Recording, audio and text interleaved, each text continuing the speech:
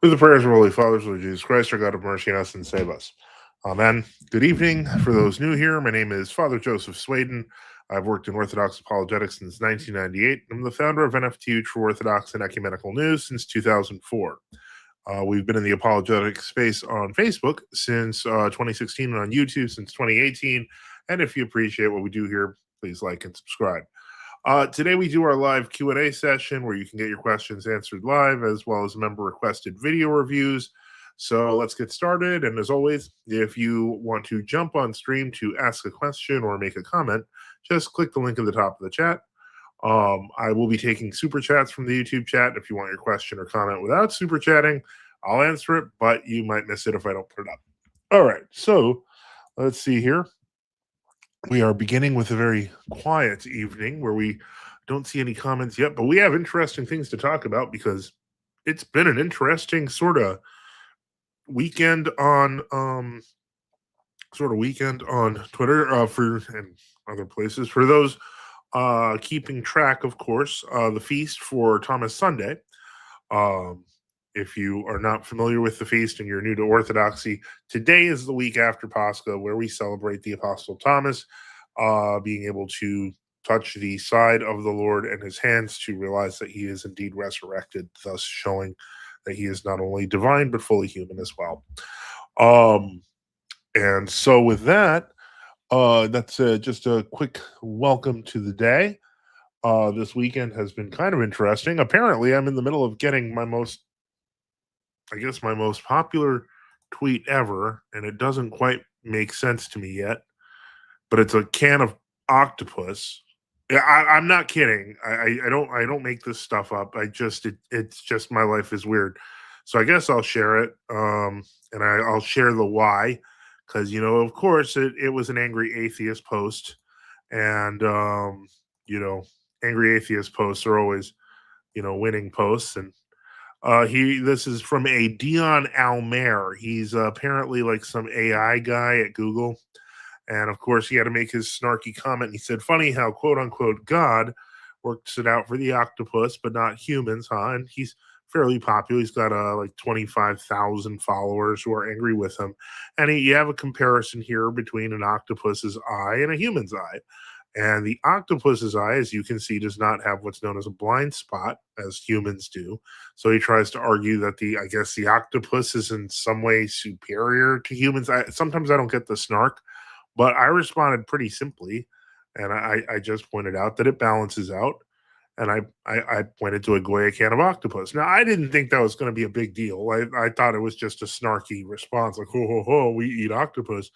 But apparently, almost 500 people in the past 7 hours think that that was just a fantastic response. So uh, I don't get it how this became the most popular thing I've ever posted on X. But, 491. Okay. But I guess people just really wanted to sock it to him, so that was cool. The other funny thing, it's just been kind of crazy on the X platform. I thought this was pretty funny. Um, Over the weekend, and actually at the beginning of the weekend, there was this attempted talk where like people were bothering Trent Horn, Gavin Ortland, Ruslan. These are all Protestant and Roman Catholic kind of commentators, apologists, if you will. Reconquista says, Goya pulpo, get it without seed oils, if you can find it. Anthony the Mech says, Father bless. May God bless you in the name of the Father, Son, and the Holy Spirit. And so this was pretty funny, but apparently, the what's the word I'm looking for? The Jay Dyer cult basically was pushing real hard to get these three bigger YouTubers interested in a quasi debate. Orthodox traditionalist says Christ is risen, truly is risen. Anthony the man. Memento Mori says Christ is risen, truly is risen. We are in the midst of the season. So apparently they were trying to get all these bigger YouTube apologists, etc., to argue with Jay Dyer. And so there was a bunch of people pushing for it.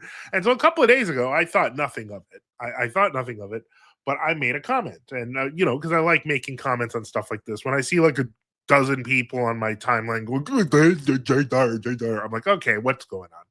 So I made my comment. I made a simple comment, and you know, I simply said, of course it'd be a massive event for Dyer. The viewer reach is, for Gavin Ortland, Trent Horn, and Ruslan on YouTube alone is 1.7 million followers. And by the way, this is not counting extra channels, side channels that they have. I'm just talking about the basic channels that they have. That's 1.7 million people. Dyer has 200,000. So the whole point is, one of the main things that Jay Dyer does is promote Jay Dyer and has his cult do it. No, you got to get on this. The most famous one was trying to get on Rogan. I don't know if he succeeded and bored Rogan to death for 3 hours. I have no idea. But I do know that they were trying to, it's kind of sad. But in any case, so I made this comment. And I said that the truth is, even with bigger names who promote him on high out of loyalty or obligation, I'm not naming names. Jay Dyer has a personality of burnt toast. I didn't think that was going to be a big deal. 2 days ago, I wrote that. It was 2 days ago. And so what ends up happening? Yeah, a 3 versus 1 situation. It's all about the visibility. That's all folks care about. DTC put up a weird fish.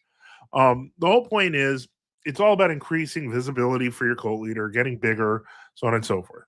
Well, so I commented that, and then I guess they kept on bothering people, like they kept bothering Ruslan. But I guess he finally, in the midst of this, he finally saw my comment and thought it was funny. And apparently, Jay Dyer, like 30 seconds later, I checked the time stamps, immediately writes, "Enjoy your schismatic loon friends." LOL. So he gets mad at a random comment from obviously a guy he doesn't know, some random schismatic loon. So, of course, Ruslan thought that was funny. So he puts this guy up. At that point, I was cracking up because for me, I know now that our boy Jay, he knows that I'm here. He's probably even watching this or has someone watching it for him and is just seething. And that's funny. That's funny. I don't mind. I don't mind at all that Jay is seething. And this is my feeling right now over the subject. And that's all I'm gonna say. Because unless you want me to say more, but I think that's sufficient, and I will keep this guy on for a while. Let me see here. Christos Cresa, can someone see my last comment? I don't see a last comment. I see 3v1 situation. Can someone see my last comment? And it's not on the screen. Can you repost it if possible? That's what I would say. That's just funny. We should just keep that on for a while. All right. I'm afraid to check, but I guess I will. I guess I'll check to see what's new. Probably not much. I'm like, not like I'm checking my Twitter every 30 seconds or nothing. Oh, shoot. I guess, have we broken 500? We're almost there, guys. Almost broke 500 with an octopus post. I'm going to do more of these from now on. I guess I'll just talk about octopi on a random thing. I mean, it's not like I haven't discussed it before, but okay, let's kill this. This has to go. Wait, well, I got another one. Oh, it's another one. Wait, does that mean I have? Yeah, okay. No, it's still the same. All right, that's it. 494. Okay, no, okay, I'll stop. Anyway, let me see here. Can someone see my leg? It was up and got removed. Never mind. I didn't remove it, so my guess is, was it maybe if there's a way to phrase it differently? Because I don't think I have a moderator right now. So I have no idea what you're talking about. Red Conquista says, "Get on Ruslan, father." I think he's kind of busy. If I mean, I would not mind talking about true orthodoxy with him. This all started because of the fact that when Jay went on Ruslan last year, he lied about us, and I made a big stink about it. Y'all remember that. If you've been following me this long, I made a big old stink about it. And so I think somewhere someone heard it and in his circle. And so I think he was kind of interested. Excuse me, you see, That's why I'm not professional enough to do this. Anthony the Man says, "How cool would it be to have for Ruslan to have you discuss the true Orthodox world Orthodox issues?" I would be tickled pink. That said, I will say that I think he lives in like California stuff. There are a good number of good true Orthodox people who could easily do that and wouldn't have to travel. Like I'm not like I don't want to be the voice of true Orthodoxy. Shoot, if you want to push one of the bishops to do it, that would be ideal. But if not, I mean, there's quite a few good clergy that could do it, not just me and someone who's not who doesn't want to travel a lot. But let me see here. That the compromise says LOL. Orthodox traditionalist says I was reflecting on the online Yerunda sphere channels since 2019. Seems a lot of them have already peaked and now it's just a cult following. Yeah, but I think that it's always the cult following has always been the main part of these groups. And so our goal, and this is why I'm big on our networking, even inter true Orthodox, is because the more we build up just regular community, the more people will not look for, elderism and stuff, and will just refer to community and to priests, etc. Um, let me see here. Layman John with a member chat. Remember, if you are a member, you get your chat up on the screen. That was also about the time Jay and the Orthobros went on a mass True Orthodox block campaign.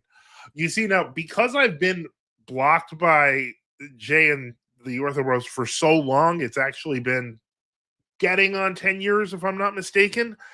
I don't actually know when they do these block campaigns. I know they do a lot of them, but I'm never alerted. So if that was recent, that would be kind of crazy. Ooh, Orthodox traditionalist says, I want to see Metropolitan Demetrius on the Sean Ryan Show podcast. That would be the bomb. That would be amazing. I would sign up for membership to watch like something like that. That would be awesome. As a matter of fact, I'm even going to put it on the screen so if people want to share it. But yeah, I think Metropolitan Demetrius on the Sean Ryan Show would be insane. It would be insane. It would be awesome. There's a lot, actually, most True Orthodox bishops would be insane on the Sean Ryan Show, but we know that Metropolitan Demetrius has he's got the cool setups, so he could do it. I would be totally for that. So, all right, let's take a look here. So that's I guess those are the big topics, which I didn't even make a banner for. I guess I should make one, which makes no sense now making it now, except to just put it on the screen randomly, which is kind of stupid. Why would I even bother putting up like this? Or what was the other thing? There was the other thing we talked about before that. Oh yeah. Octopus post.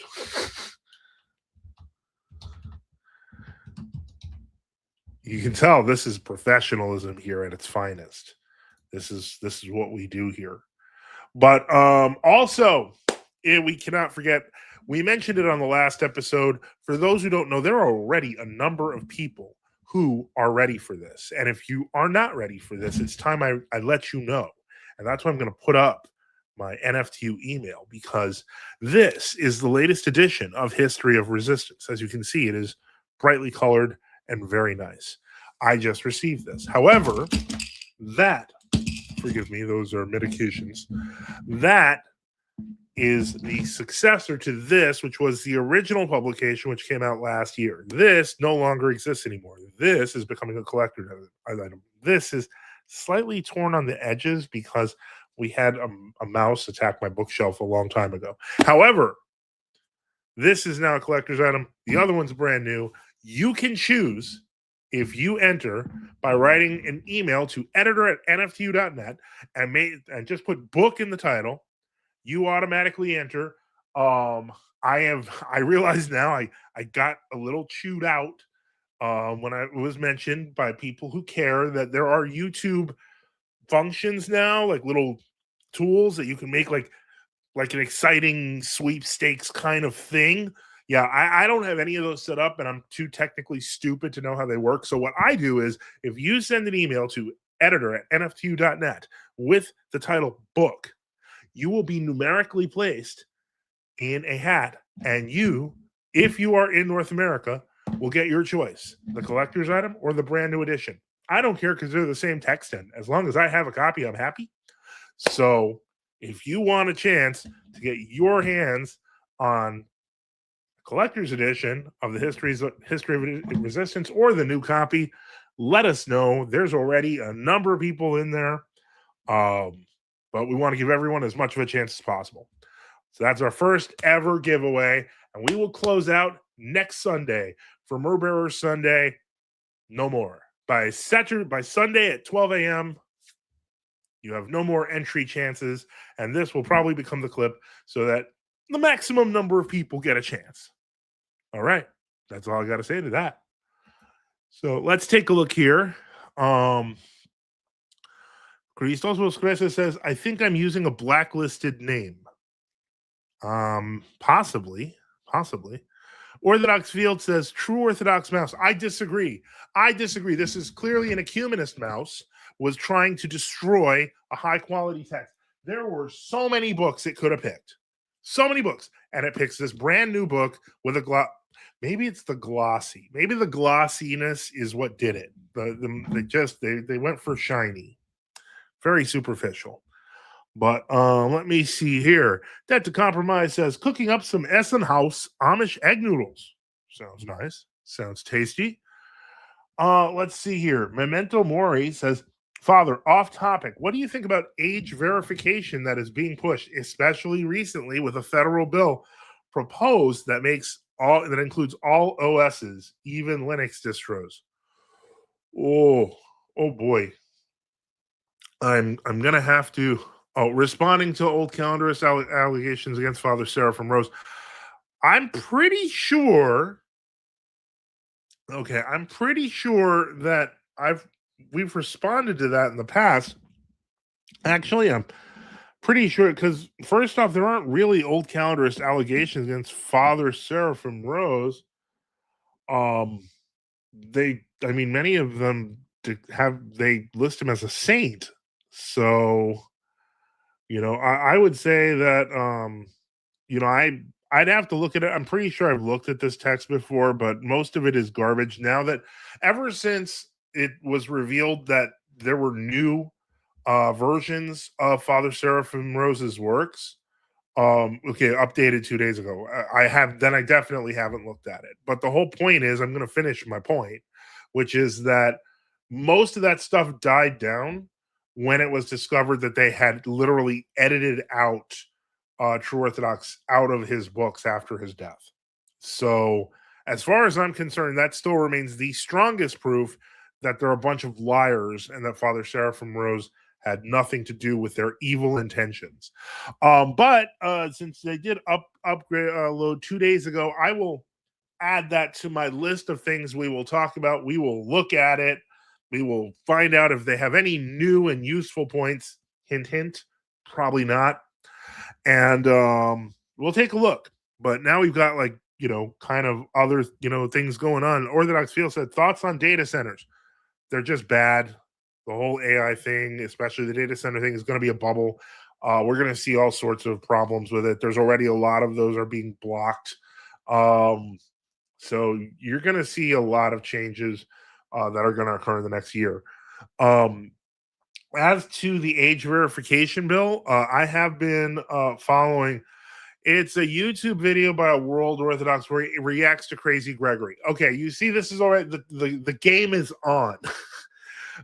Because as I've mentioned, I don't know how many times at this point, Archbishop Gregory of Colorado does not represent the true Orthodox at all. No true Orthodox in the world except Gregory of Colorado as their leader or as a valid bishop, except for a small cult of a couple of hundred people across 3 different countries and probably less than 50 people in the United States. The point is that no,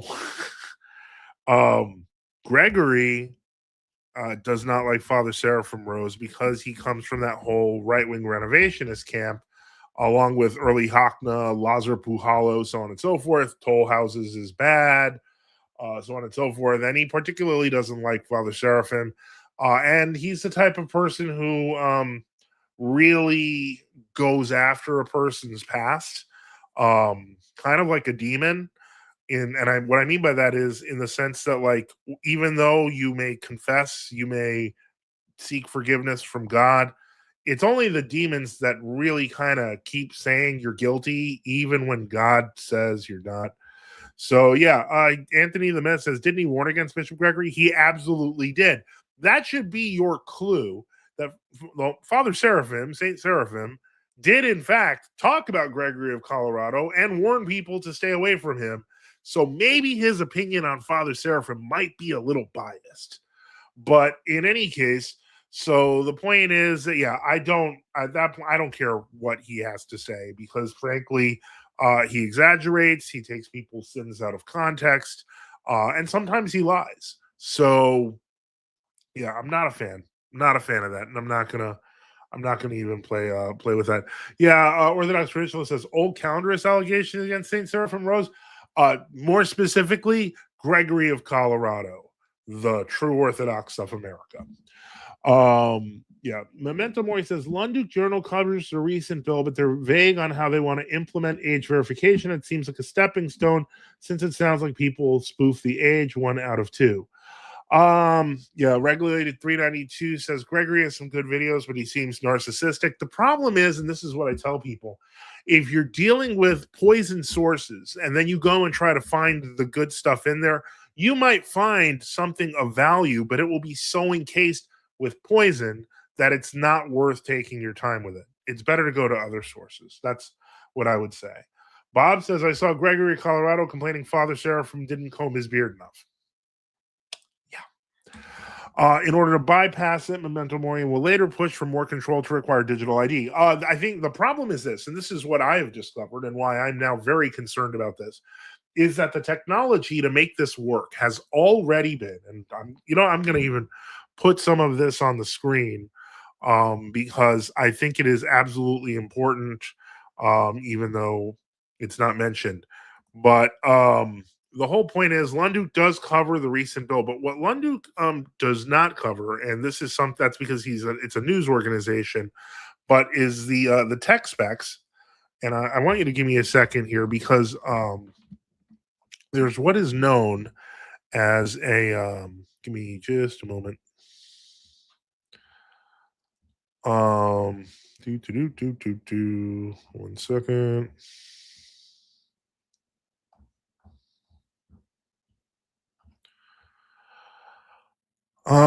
There's what's known as the management engine for Intel, or for AMD, the platform security processor. Basically, these were introduced in 2008, and what they are a separate microcontroller inside the chipset that runs its own OS. It runs Minix, at least in the case of Intel ME. The PSP is very similar. It's kind of like a coprocessor, but it has direct memory access, or DMA, to your RAM. So it doesn't care if your OS is Windows, Linux, or Cubes. If the hardware is powered, even in sleep mode, that little microprocessor since 2008 has always been able to execute code. Now, there are ways around it. There's Core Boot, there's LibreBoot, there's System 76, there's buying something like Raptor, which is insane. In order to have the freedom to compute, you only have to pay $11,000 for your desktop. But there's other ways around it, but we have to know what we're dealing with. And that is important for me to point out, because if we don't look at that, that is the mechanism by which these legislators are looking at it. They already understand. I don't know how, considering they're not technical people, but they already understand, probably because they were told, that there is technology in place where they can control computers that are not following the guidelines that they put through, and that these MEs, this PSP, would very much fit that, and very much fit that qualification. And having been installed in the majority of machines all the way back to 2008, you have to do some serious research. Um, Do you think this TPM 2.0 chip is tied into it, since I think they're on all new motherboards?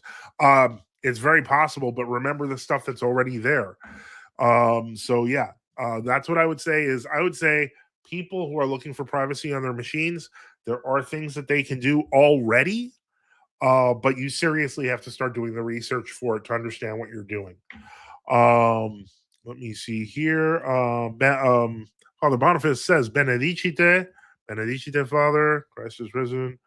Um, and Paul W. Hall says, Gregory got kicked out of Iraq for a reason. Yes, he did. He was trying to cause chaos and split the synod. And so Orthodox Field says 6G. I actually think 5G was dangerous enough. 6G might actually be a little less restrictive, only because of the disastrous rollout that they had with 5G. So yeah, and so Memento Mori, just to end, I'm not familiar enough with the TPM chip, but I know that in the existing technology, we already have problems that could be exploited for the sake of people trying to control our systems. Let me see here. Was there any other things going on? Once again, this is a live Q&A show. So if you want to jump on the jump on the street, jump on the stream to ask a question or make a comment, just click the link, whether that's the link at the top of the chat on YouTube or that is the link on X. If you are on Gab and click your way to YouTube, you know what to do. All right, next up. This I've been putting up now for months, but it is time for something to happen.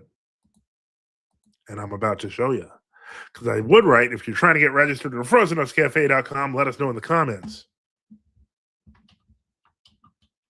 But now, thanks to our latest upgrade, because we had a huge anti-bot upgrade, thank you to our webmaster Anastasios. If you're trying to get registered at FrozenUpsCafe.com, just try it. It's automated now. It's no longer hand done. We are at least somewhat currently bot proof as of today. And so, yeah, just register. You don't even need verification from me. You can go on and you can find somebody to shove. Okay, that came out wrong. Not find somebody to shove, How did that go? You can wait on the phone. Find someone to. Okay, I'm not doing Soul Asylum. All right, okay. Let's see here. What are the chances of companies like System 76 or Purism being Fed run and have backdoors built in? First off, Feds can be anywhere. So when you're dealing with open architecture, it doesn't matter if there's a Fed or not. In the case of System 76, I do know that they use Core Boot and Libre Boot. And so what that means is basically these are kind of boot structures that kind of defang these chips so that they can't automatically be activated, or at least in theory shouldn't be able to be automatically activated. So you should be able to use those. That said, System 76 and Purism more expensive. So, granted, now I know that Raptor doesn't have any of this technology in it, but you got to pay thousands and thousands of dollars. So the whole point is, once again, it goes right back to, the more things change, the more things stay the same. Before the age of personal computers, people who had access to computers had to rent time from IBM. And now we're moving back to where you're renting time from the manufacturers, unless you find a way out of it. But that leads to our other cliche, which is that if everything can be solved, if something can be fixed with a fine, then everything's legal for a price. And ultimately, it is still, for people willing to pay for it, quite legal to purchase systems that will be completely immune to it. Let me see here. Little Wing with a member chat says, I am so not tech savvy, I don't even know what you guys are talking about. Completely understand that. It was a topic and is a topic that is important, but yeah, it is. It's not typical for our Sunday night show, but I will be glad to answer it. Oh, and she said, and I'm okay with that. Okay, cool. In that case, that is good. All right. So once again, I have to remind people, if you want to jump on the stream to ask a question or make a comment, just click the link in the top of the chat. And today I'm going to say, of course, help keep the lights on. Support us by subscribing or donating at NFTU.net with various options like PayPal, Cash App, BTC, LTC, or XMR, or on Give, Send, Go. Just look in the description. What's our goal today? Our goal is $250. Trying to get things paid off. We did pay off a good, less than we expected, but a good 200 and change for the car bill. So we're down to around 600. Money just disappears. It's not, I'm like trying to just keep everything together, and it is not quite as easy as I thought. I've mentioned to a few people there's some issues with my, welcome, Dave. Hello? Hey. Hey. What's going on, man? How's it going? Going pretty good. Good. Glad to hear it. What can we do for you? What's your question? I just want to know if you liked trains. Trains? Yeah, like railroads. You mean do you mean like real trains, or do you mean like model trains? I mean, I like trains. I don't mind them. You have that trains. Yeah, that's you have a nice classic locomotive there as your kind of like your profile there. This area has some interesting trains and train lines. So yeah, a little expensive to take them, but for the most part, it's worth it. Oh yeah. How about you? Oh, I love trains. Okay. Just out of curiosity, what do you have a religious background? No, not really. I've been sort of working myself to death for the past 5 years or so. Okay. Is it related to trains? Sadly not. Oh, okay. Well, tell us a little more about yourself, Dave. You're here, so. Well, basically, I just like trains. I've been researching them for as long as I can remember. Wow. Yeah. There was one line I like to research. It's called the Rockton Ryan, which was the most insane railroad I've ever heard of in the southern United States. What does it do? Well, what's insane about it? Well, they ran from 1883 to 1983, hauling granite out of 2 stone quarries just south of Winnsboro, South Carolina. Oh, wow. Okay. And the neat thing about it is they used steam locomotives until about 1970. Most American railroads had tired their steam locomotives by the mid-50s. Okay. That's pretty cool. Okay. They were fairly poor. It was a fairly poor railroad. They only bought one new locomotive completely new in 1913, and it was the last locomotive to run in 1970. Wow. Yeah. It's a pretty cool railroad. Cool. All right. Well, let's get to some comments. Piotr says, just use incognito on your browser, Kappa. Incognito is visible actually even to your it's actually visible to your ISP. It's not really that private. It does close to nothing. Lindorfer says top Keck. Anthony the Mess says he's a foamer. I don't know who's a foamer or what a foamer is. I am definitely a foamer. What is okay, yeah, Anthony, Dave is a foamer. Orthodox traditionalist says train historian. So is that what a foamer is? Foamer is a bit of slang term for like a know-it-all about trains. Okay. Or someone who will go and film just about anything on rails that moves. Oh, that's cool. Do you run your own channel? Yes, I do. Oh, okay. Well, that's kind of awesome. If you're stuff on I don't really and upload much because I don't really see anything noteworthy, but occasionally when me and my friends go out of town to film trains, I'll upload something there. Cool. Interesting. Now, there's some very historic churches in Orthodox history that are on train routes in the major cities. That's why I ask. Oh, So let me see here. Little Wing says, appreciated you, Dave. I was making a dumb reference to Saturday Night Live, and Taylor Harden with member chat. Reader John says, maybe he's trying. I got to put him on the screen because they are member chats. Maybe he's trying to derail the live. Get it? Derail? yeah. Okay. That is a good one, though. It is a good one. Yeah, I gotta say. So, let's see here. Oh, Dave's now. That was a reference to Saturday Night Live. Got it. I did not quite understand that one. All right. Cool. Well, did you have any questions? That you wanted to ask about Orthodoxy or about Christianity, or you mentioned that you don't really go to church. Is there a reason for that, or? Well, when I was little, my dad worked as a manager for a appliance warehouse, and basically Sunday was his only day off. So instead of going to church on Sundays, we'd all spend the weekend with my dad, since that was the only time we saw him. Yeah, it is a shame that. Well, one of the things that's really hard about American society has been that even though Sunday is a historic day off, it is to glorify God, but when you're working 6 days a week, and sometimes people were, it can get stressful. And so, yeah, that is a shame. But you got to spend time with family.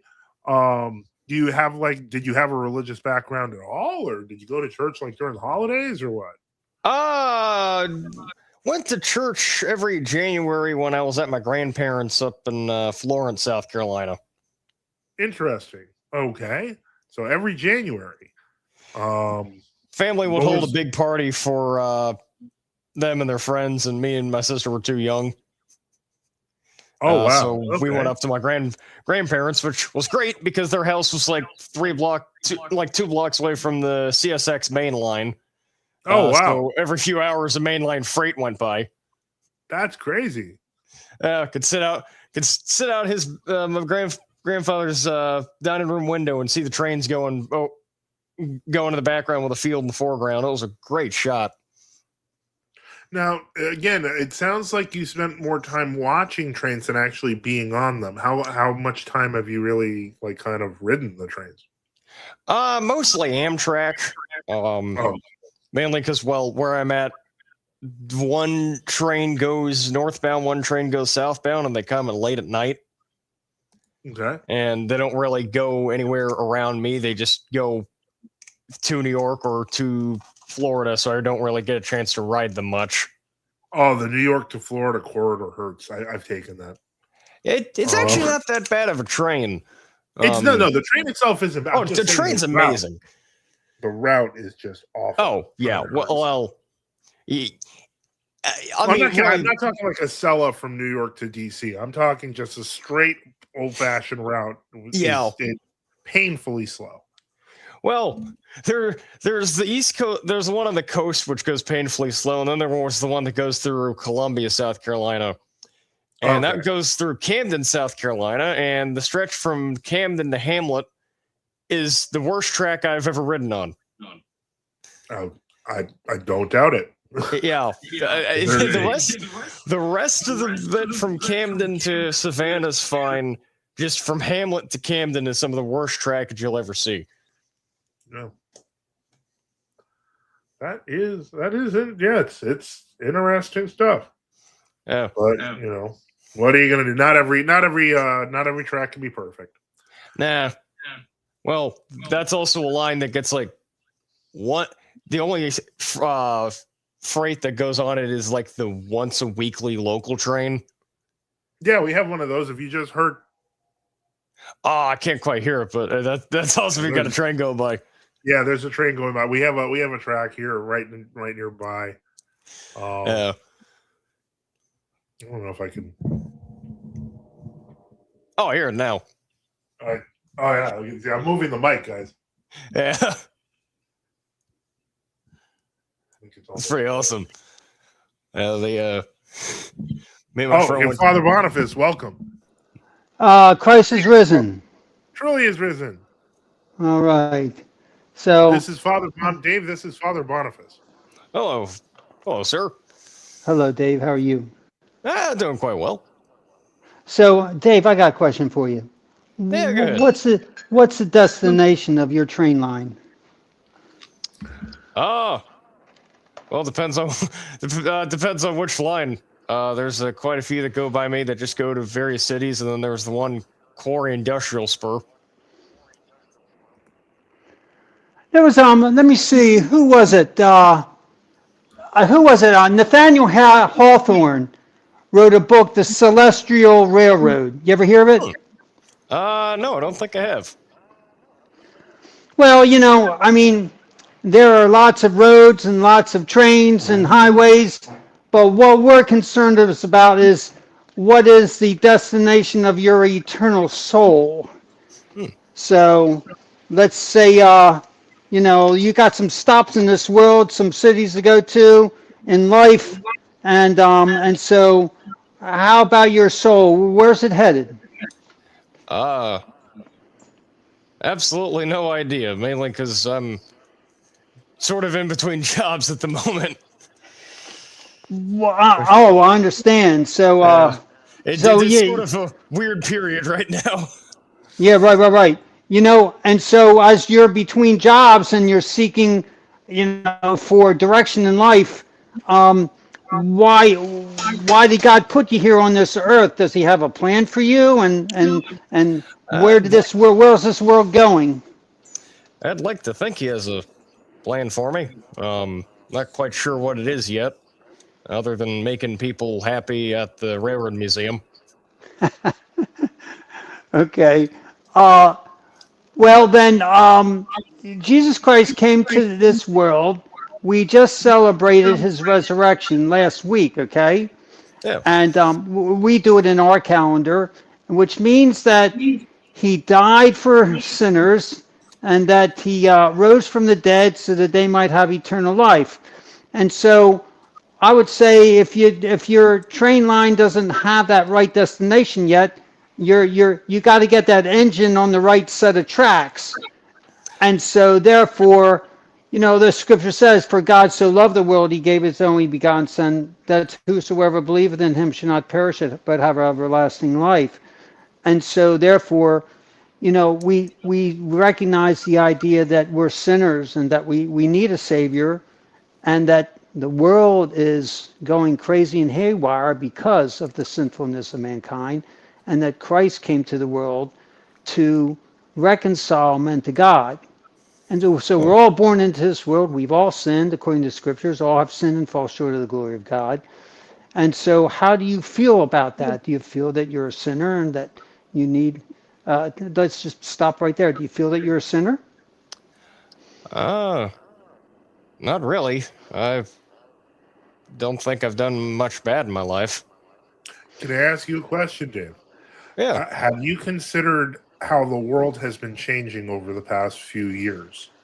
And some of it is not, how do we put it? Some of it is not good. Have you gotten that feeling? A little bit. I've been basically just working and researching trains, so I really haven't been tapped into what all is going on in the world right now. It's a lot. I'll tell you, trains sounds like a lot safer to think about than some of the things that are happening in the world today. Yeah. But a lot of that comes from the fact that mankind, unfortunately, since its fall, has a predilection, has kind of an engagement towards sin. While it would be nice that if everyone had something wholesome to concentrate on, like trains, unfortunately, people sometimes choose habits and hobbies that are not good and Yeah. break people. You get what I'm saying? I completely get it, because at the job I'm trying to leave, half the people do substances and stuff they should not Oh be my. doing in general. Oh, I'm sorry to hear Not even that. on the clock. Yeah. Well, yeah, no, that's terrible. Yeah, that's why I'm trying to leave that place. Yeah, no, you're in our prayers for success there, Dave. Yeah. But Like, there's a go core ahead. group of people at that job, and I'm the only one that doesn't smoke or drink. Right, right. Well, have you ever, you know, what, do you know what the Ten Commandments of God are? Not off the top of my head. Okay, thou shalt have no other gods before me. Thou shalt not make a graven image like idolatry. Thou shalt not take the name of the Lord thy God in vain. Thou shalt not steal. Thou Are you shalt not kill. Thou shalt are not you commit familiar with any adultery. like honor your mother and father? Yeah. Oh, yes, sir. Yeah, Okay. yeah. Yeah. Okay. So So, you kind of okay. Go ahead. Sorry, Father. well, I mean, can you say that you've kept those commandments perfectly? Not perfectly. I mean, there's been times where there's been a few times where I've accidentally stolen like some stuff off some people in scouts back in the day, and sometimes for me and my mother didn't see it quite eye to eye on everything. Right, right, right. Mhm. So then, all have sinned and come short of the glory of God. And Yeah. so therefore, the wages, the Bible says the wages of sin is death. Okay. We earn something. If we sin, we earn something, which means the penalty of death. Okay. Why do people die? Why do Oh, people die, Dave? And think about that. Why do people die? That's an interesting question there. yeah. Well, they're sometimes because they sin, sometimes because they've sinned while doing some bad stuff. Well, even the good people, Well, why do sometimes, yeah, they even die? good Yeah. people. Why do good Yeah. people die? Yeah, because it doesn't have to just be bad people. Yeah. Well, ever. I- I've always just thought of everything must come to an end at some point. And Okay. Right? Yeah, but we want the end. We want the end of that trip in this life to be a good final station to go to. Yes, oh we're yeah. all going to end this trip, but what happens after that? Because you see, again, when our first parents were in the Garden of Eden, they transgressed the commandment of God. He told them not to do this, and they did it. And so when that happened, they lost their fellowship with God, they lost their relationship, and they lost life. And so therefore, Um, death came into the world through sin. Yeah. yeah, And Anthony the so man. He does ask a very important question. He said, has he ever experienced death? Dave, have you ever lost somebody important in your life? Uh, I've lost someone important to me a few years ago, and then technically, right when I was born, I technically died for a few seconds. really, Yeah. Wow. Uh, Well, heart praise defects God you are a didn't. fun thing. oh, okay, heart defect. Do you still have that to this day? uh, Not really. It's still a little bit messed up, but all I have is a yearly checkup with the cardiologist. Right, Okay. right. Lindorfer asked, what kind of music do you like, Dave? Uh, Jazz. Okay. Makes sense. Basically any type of jazz, and definitely bebop jazz and jazz fusion. Okay. And I do. You mentioned the now, Anthony the Mix says, who did he lose, and what were his feelings on losing them to death? I assume this means not you, the person you lost recently.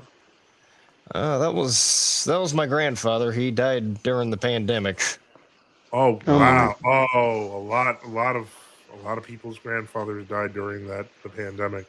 Yeah. Was it something preventable that maybe? Oh, I'm sorry. I'm sorry to hear that, Dave. It was sort of preventable.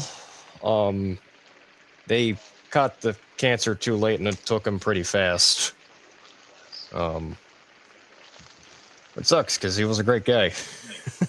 Yeah. Well, the one thing that comforts us is that as Orthodox Christians, we can pray for those who have passed on in the hope that they will experience the same joy of redemption that enlighten the saints, even if they didn't get a chance to um, join the church. The fact that we're members of the church allows us to pray on their behalf privately. Yeah. So that is something that it's important. But I am sorry for your loss. Yeah. Anthony the Mech said same. So I guess he lost his grandfather around the same time. Yeah. Um, A lot of people lost loved ones. I'm strangely blessed in the sense that I don't think I knew anyone who lost anyone, but I knew a lot of people who knew someone who did. But I was kind of a third hand sort of thing. Um, Anthony does ask again. He's got questions. He says, "What is his hope concerning his grandfather? Does he hope for an outcome from it other than death? Because we celebrate resurrection. It's what we're celebrating now." Excuse my noise here. I'd like to believe. Oh. You're right there, sir. Yeah, no, I didn't. It's okay. Okay, I'd like to believe he's up in heaven. He was a great guy that did a lot of good things. I never saw him do anything really wrong. Well, this is one of the, I guess you could say, the great difficulties of mankind is that ultimately, the standards by which we kind of live come from the fact that ultimately we kind of have all fallen short of the glory of God. And death is a part of kind of regular human existence. The reason that we live a little bit differently is because if you remember, we celebrate Christ's resurrection because no man has ever come back from the dead. And the whole purpose of that was to demonstrate that the power of death is actually destroyed through the resurrection of our Lord Jesus Christ. That is a huge gift, and it's a huge gift that's freely available to all of us. And so that is something. I mean, I don't know what you think about that, Dave. I don't know if you're like an older gentleman, if you're a younger gentleman, like, because I know if you're young, maybe just death is conceptual and distant. Well, I'm a bit younger, but also I've gone through a lot of stuff that's nearly taken me. Okay. So I've got a decent outlook. Well, death is always something that's sort of in the back of my head. I don't really like to think about it a whole lot. No one does. Yeah. Especially since, well, a bit of a complicated subject due to the fact that the amount of stuff I've had medically happen to me over the past few years.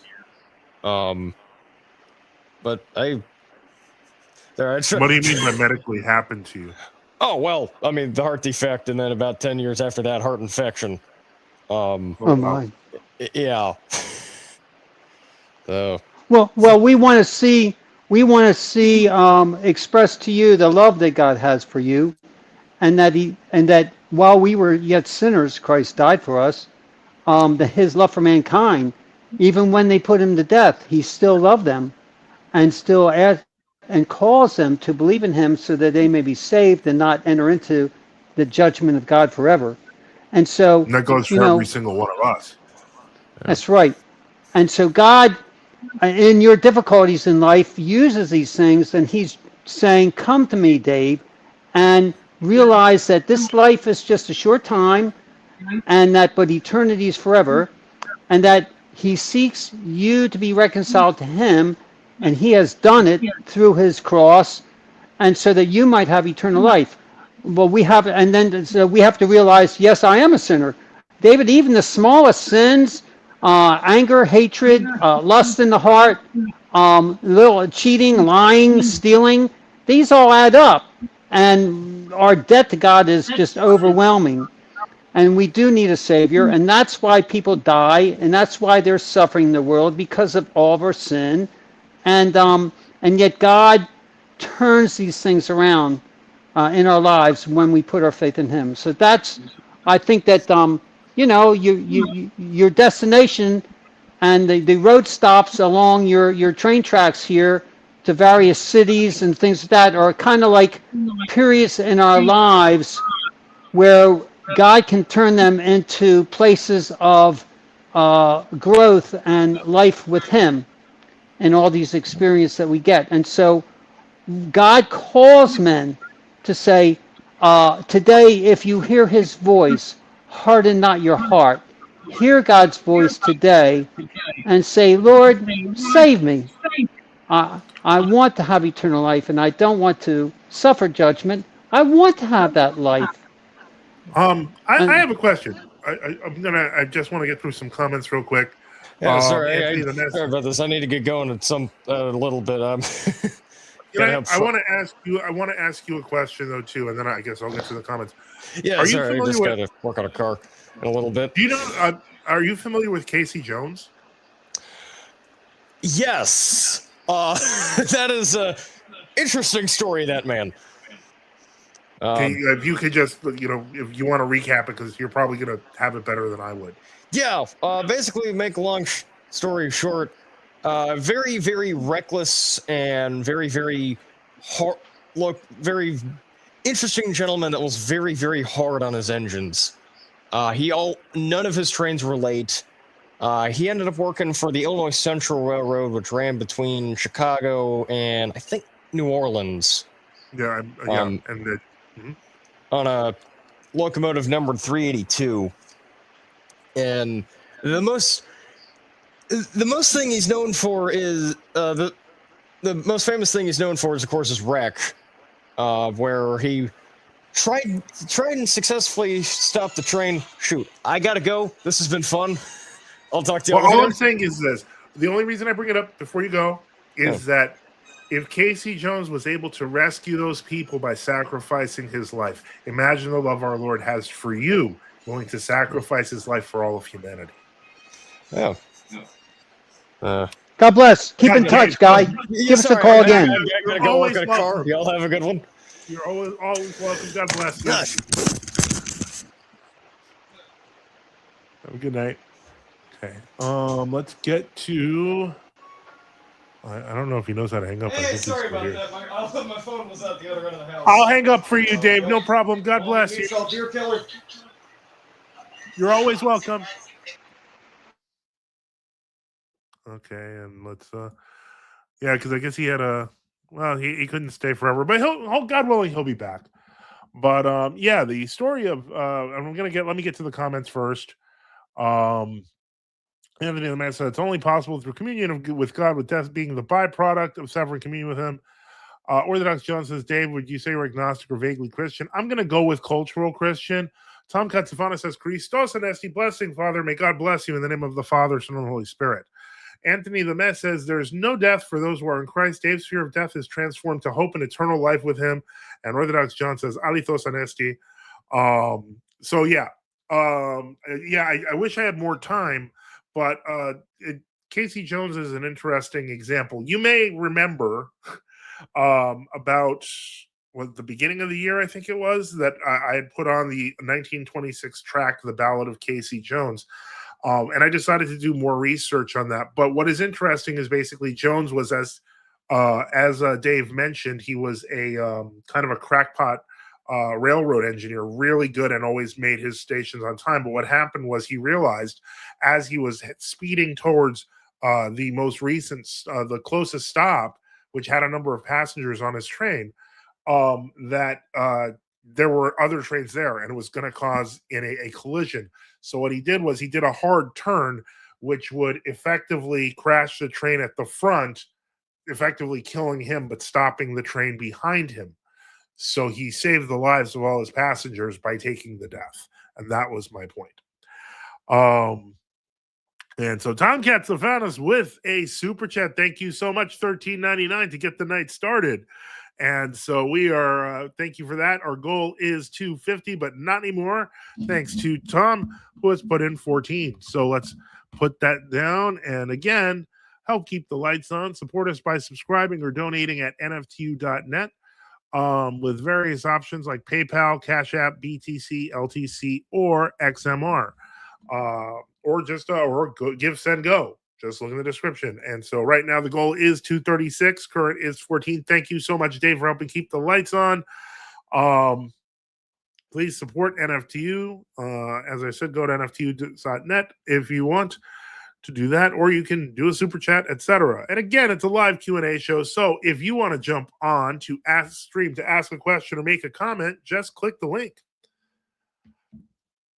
And Once again, a reminder, new cafe time notification. If you're trying to get registered at frostenuscafe.com, just try it.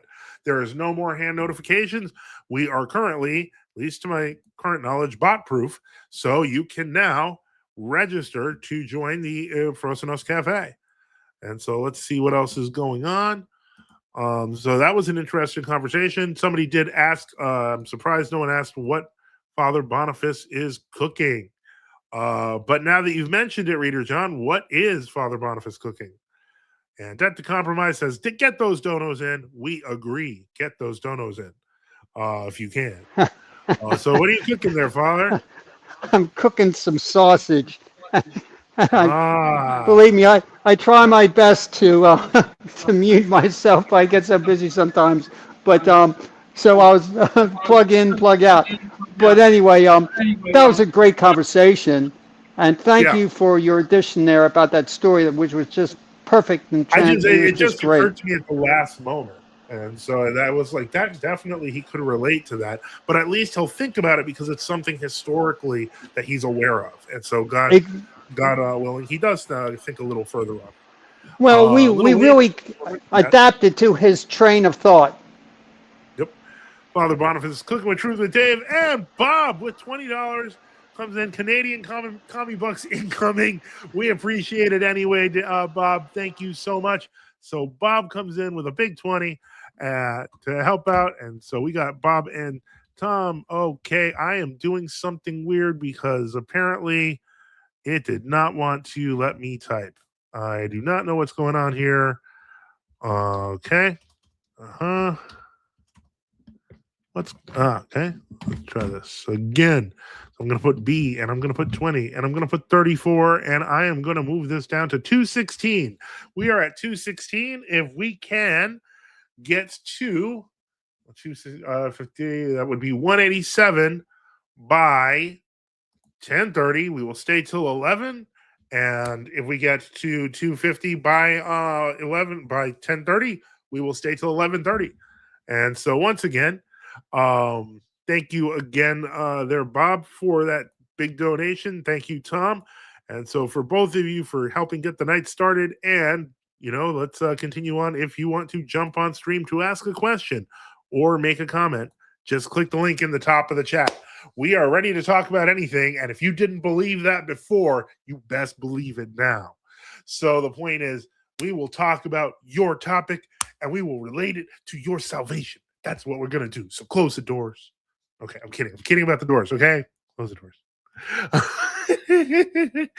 All right. So yeah, once again, it is a live Q&A. So if you want to jump on the stream to ask a question or make a comment, just click the link. Don't be afraid. Clearly, there's nothing to be afraid of. We are not scary people.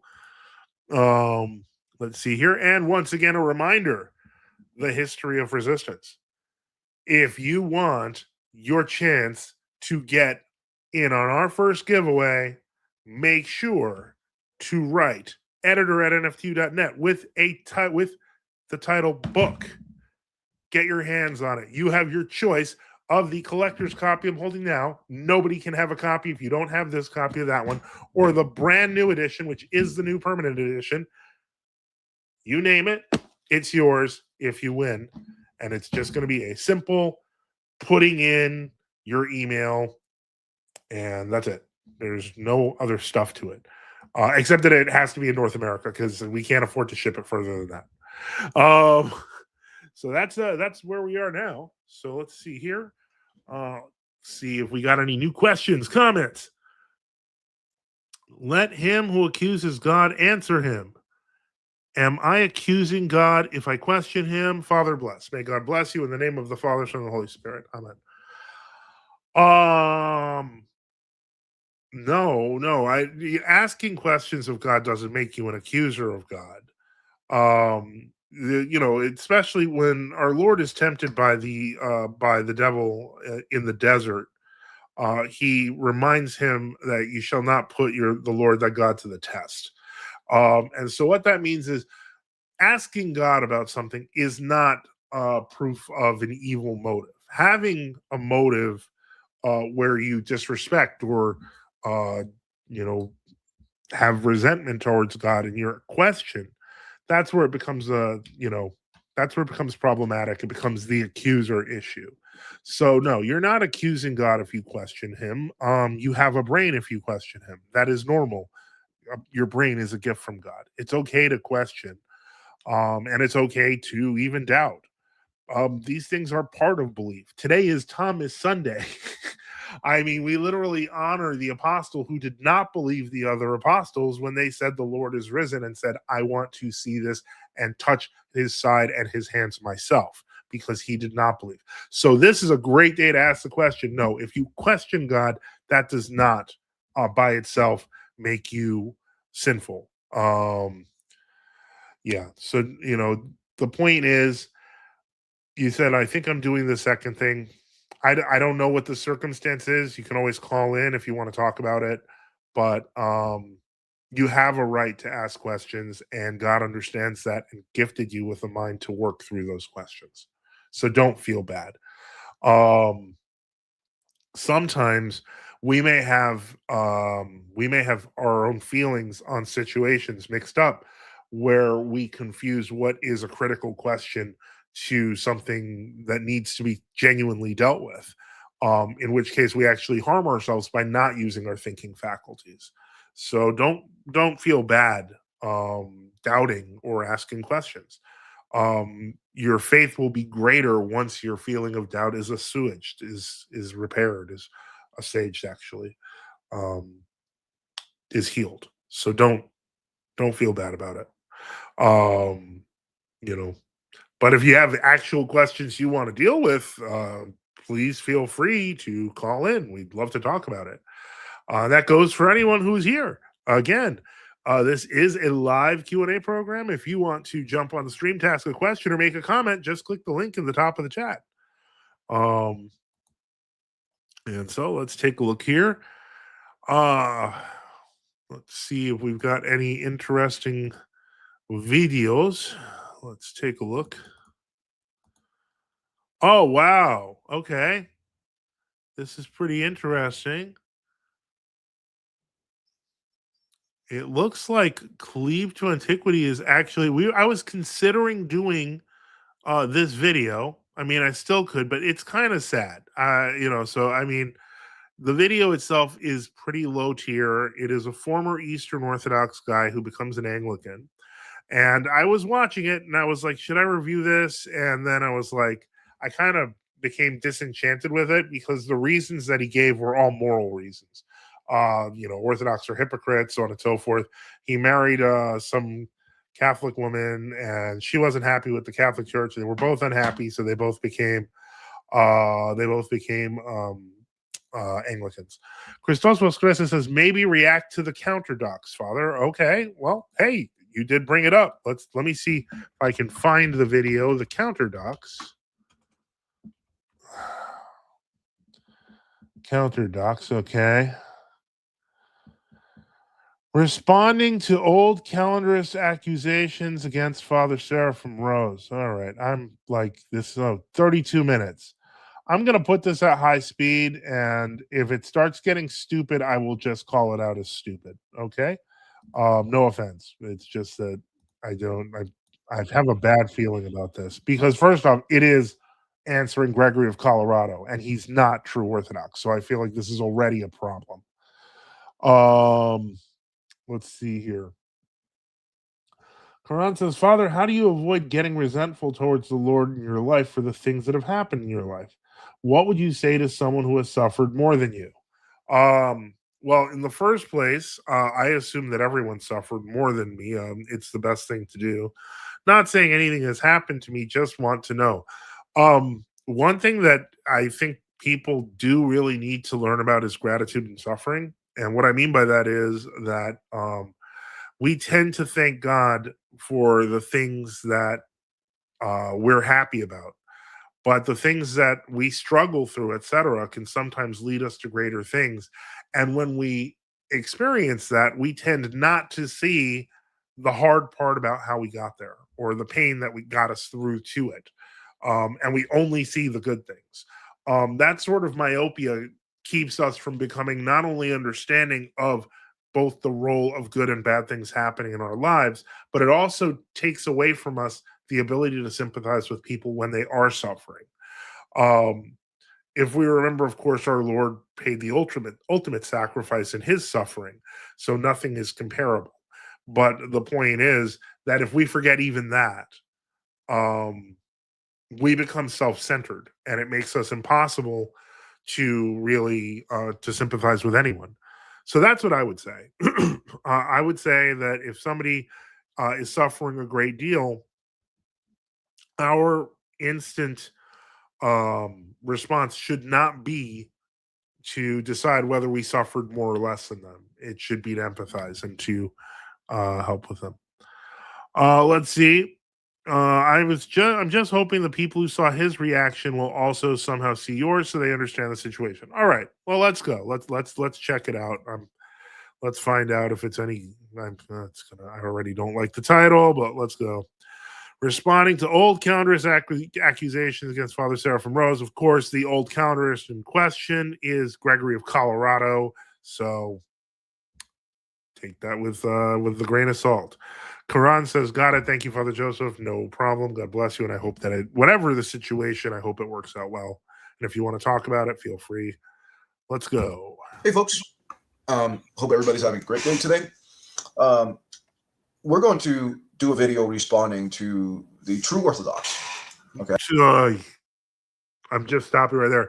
He just said the true Orthodox. It's Gregory, Colorado, and he put St. John of Shanghai up. This is already weird. Specifically, GOC America, the Rokhor Schismatic true Orthodox allegation. Once again, another broad brush because the Rokhor Schismatic, in other words, non-Rokhor Moscow Patriarchate, which could mean it could mean the Rokhor Agafangel, the Rokhor Andronic, the Rokhor Vitali, the Rokhor, could mean any of the Rokhor groups, but he decided to broad brush it for Gregory of Colorado. Let's continue. Against Father Seraphim Rose. Many of you who know about Father Seraphim Rose, there's not much to say there. He is currently being investigated by Rokhor to be canonized. He's already been canonized by True Orthodox. Now, a lot of you really love Father Seraphim Rose. I think he's fine, but, I'm still wondering why St. John of Shanghai's picture is here. He hasn't actually brought up St. John of Shanghai, but he just put his picture up there randomly. he wasn't really a part of my catechesis or, why I turned to Orthodoxy. I know that's true for a lot of you, and a lot of people want him to be canonized. So we're going to talk about these allegations against Father Seraphim Rose today by, the true Orthodox schismatics who are essentially Donatists. Okay, first off, he threw out the Donatist accusation without any reason. Second off, it's Gregory of Colorado. Oh, so bad. This is just dumb. Like it's like he's piling on all the usual David Erhan talking points before making a point. But or old calendars extremist. And please keep in mind that I'm just gonna say it. I deserve $5 for listening to this. As a matter of fact, everyone here deserves $5 for listening to this. I can already tell. When I say that is true in this video, I'm not making a definite statement because the people we are repeat that true in this video. Please keep in mind that when I say that is true in this video, I'm not making a definite statement because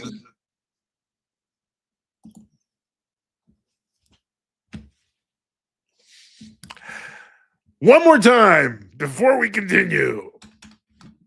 Extremist.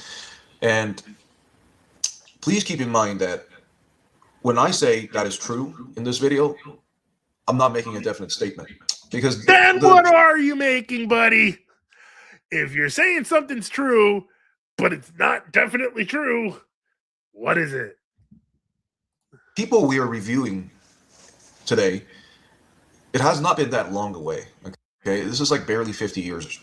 So, a lot of the statements. Oh, hold on. Or actions could have totally been. It should be there. Give me just a second. Hold on. There. Give me just a second. Hold on. Oh wait, I'm sharing it. There, No, give me it should be in the pin section. Double check that. Hey, folks. According to public record, which again, the church will probably release definite statements. Not there what's not true. So, but no, just again, anything on public record. Okay, it's not there. I'm just gonna say it's not there what's not true. So, but no, just again, everything I say today is. I don't know if he's figured out if it's true yet. I'm gonna put another link in the chat just real quick. Give me a sec. And Little Wing with not only a membership but a donation of $10. Thank you for your kindness and considering that you're going to listen to it too, for your shared suffering with the rest of us. And thank you again for the generosity of your donation. And I will put in the 10, and that brings us down to 206 for the goal. Oh, there's Reader John. Welcome, Reader John. Hold on. I almost put a 9. Welcome, Reader John. Christos Anesti. Alithos Anesti. All right. So we just got a donation. So we are now at $206 for the goal. Current is 44. And let's continue with this video that I'm regretting more with every moment. Hold on. Based on public record. When I say true, is based on public record. Doesn't mean it happened. Doesn't mean it's never happened. Okay, just based on public record. Which again, the church will probably release definite statements in the future. Anyways, let's dive into this. He's this young, energetic man transferred to also St. John Maximovich is transferred to San Francisco. And he sees this young, energetic man who wants to serve the church. And he blesses him and his friend, Gleb, to start a brotherhood for missionary activity. This is true. He blessed, according to public record, St. John Maximovich met Father Seraphim Rose briefly. And he did not encounter Father Seraphim Rose or Father Herman. He blessed Father Seraphim and Father Herman to have a brotherhood and a bookstore. This is true. And to have Yeah, no, but what's more true, if I remember correctly, is that Father Seraphim considered Vladika John his spiritual father, so it wasn't as simple as he met him and was a stranger. So that implication's wrong. But I guess let's this is. Can I make it one? I'm going to make it 1.5. This I don't think people don't deserve 27 more minutes of this. a bookstore. Okay. A bookstore. Archbishop John St. John hasn't entered in his mind that these two young men can all of a sudden become monks. Because that is not how it is done. The Orthodox Church does not have that tradition where someone can all of a sudden become a monk. But they say, Nah, that's not true.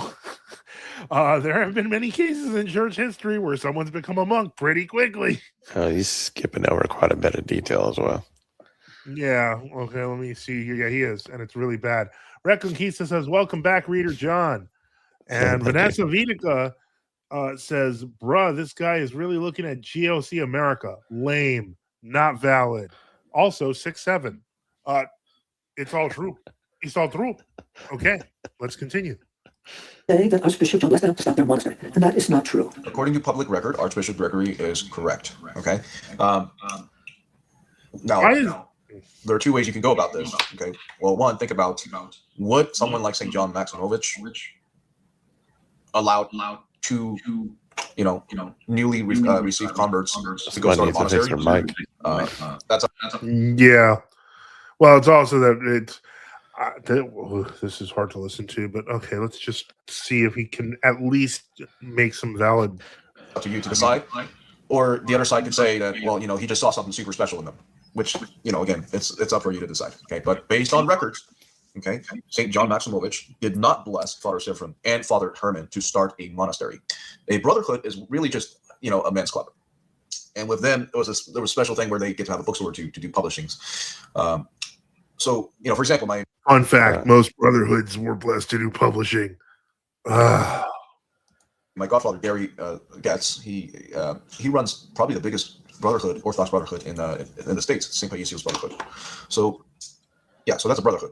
It's really when young men just get together and we talk about orthodoxy and we do activities. Goodness. That's what it is. What? He's missing one big piece. Like it was the brotherhood of Father Herman because he wasn't yet glorified. Oh yeah.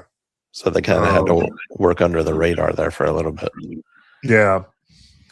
Let's see here. Okay, no new comments, so we will continue. We will plow forward.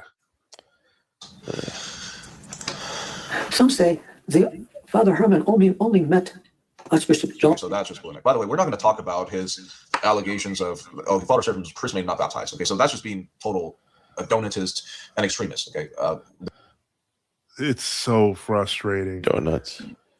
First off, it is a case of Gregory of Colorado being this way, but he applies it towards all true Orthodox, and none of us feel this way. And it's infuriating because he's misrepresenting lots and lots of people without care. Well, the funny thing is both of them are misrepresenting the facts. It's actually funny. We're Orthodox and non-true Orthodox. Yeah, so it's like they're both lying about us and about Father Seraphim. This is just terrible to watch. Yeah. Christos was Crece. I'm remembering who suggested this. Don't forget that, buddy. You might want to donate. in the church, if you look at the church, there are clear cases of many chrismations being allowed, but they're just these old calendars, they're just against pretty much all sorts of chrismation. We're going to skip that. We're not going to talk about the homosexuality parts because I think that's actually good that Father Seraphim became a confessor of that. We're also not going to talk about the misconduct of Father Herman, okay, because that's pretty much irrelevant. Now let's move through to the 13-minute mark. So now these two men, he facilitated them to be tortured, and he understood, Wait, what? Come on, man. What is this? What is this? They're literally these two men, and he's talking about Father Seraphim and Father Herman, but he puts up Loris and freaking. What is this? Them to be tortured, and he understood, this is risky. So those of you who didn't know, it was not Bishop John Maximovich who taunted Seraphim Rose. It was the next bishop, Anthony Medvedev. Okay, now he's saying that there was some poor guidance or discernment going on. I don't know. Okay, there's no record of that. I try to look. Maybe he was told this by his vicar bishop, Bishop Nectari, and maybe by others too, because two laymen can't go and start a monastery, or it's very dangerous for them. They will be a plaything for the demons. And okay, so we're going to stop here. He's going to really feel like Gregory of Colorado should really not talk about what's a plaything for the demons. Christos Chris says, I already donated, haha. Gregory is like a chew toy for the demons. A chew toy. Wait, he sounds kind of squeaky, right? Yeah, Christos Crece says, oh, okay, thank you. I'm going to assume that is you, Christos Crece. We do have another donation. Thank you. And that is from MC for $10. Thank you for helping keep the lights on, bringing us up to 54 and the goal is now down to 196. We will continue suffering as we listen. Vanessa Vidaka says, this is cringe. No offense. We're watching GOC quote unquote America and a new calendarist. Oh, we agree. This is totally cringe. We agree. This is totally cringe. And if people want to comment that it's nonstop cringe, we are okay. But it's what the people want. But if you donate $50, then we'll get rid of it very quickly. Oh, that's a good point. If a first person to donate 50, we shut it down. And then we laugh at everyone who says, put it back up. Unless they donate 50. And then we'll close the doors. Close the doors. Close the doors. All right. Okay. Let's continue suffering through this. He's going to say for the next few minutes, he's going to say how improper Father Seraphim Rose's monastic journey was. So to summarize this, again based on historical record, they were not formally made novice. They didn't spend any time as novices. Novice. Not novice, neither of them. Not novice. They were pretty much conjured to be monks in a pretty hasty manner. He's just agreeing with Gregory Colorado. Whether that's whoever's determined what that public was, record is he looking at? we really don't know, but we would assume that Father Seraphim and Father Herman at the time made the desire to become monks clear to the bishop, and whatever the bishop's determined. Does he not think they wanted to be monks? But it is true they never went through proper monastic training. We look at history; they never had a court. Monastic training. This is a kind of infuriating. Like, nobody doubted that Father Seraphim Rose was properly formed as a monk. Like, this is ignorant on both parts. Yeah, this is like an ignorant sandwich. Had a time of the death to the world stage where they disappear to really focus on monastic life. Instead, Father Seraphim specifically has always stayed in the public eye by publishing books. Obviously, that's one of the duties that he had up there. Okay, let's take a pause here for people to make comments. Little Wing with a member chat has a laughing thing. Anthony the Meh says, Gregory of Colorado always reminds me of that old Tiger 2XL robot I had as a kid. If you've never heard of it before, do yourself a favor, LOL. Well, I will gladly take any moment to focus on something else. So let's see if I can find the Tiger 2 XL robot. Okay. I'm praying for $50. What? I'm praying for $50 while you do that. I'm changing the subject temporarily just because this is painful. Yes. Painful. Vanessa Vidaka says, I wish I had 50 shekels. I blame Trump's gas prices. Haran says, Father Joseph, when really negative thoughts come to your mind, that is the devil, right? What are you supposed to do about thoughts like that? Thoughts of self-harm. Says the kingdom of heaven is taken through violence. Should you resist these thoughts with violence? Are you a biatch if you don't? First off, temptations to harm yourself, I would generally say, are from the demons. They are from outside. The demons want to mock the human. So. Yeah, what you don't want to do is, when you say take them with violence, like, don't respond to that mentally violently, because you could still hurt yourself, which is still doing the will of the demons.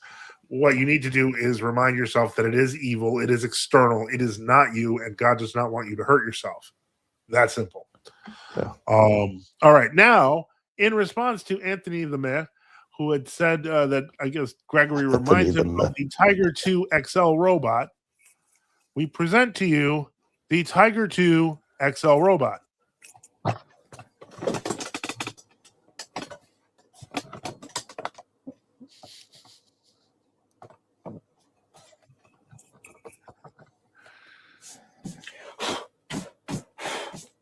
Doesn't talk much, I guess. What does it sound like?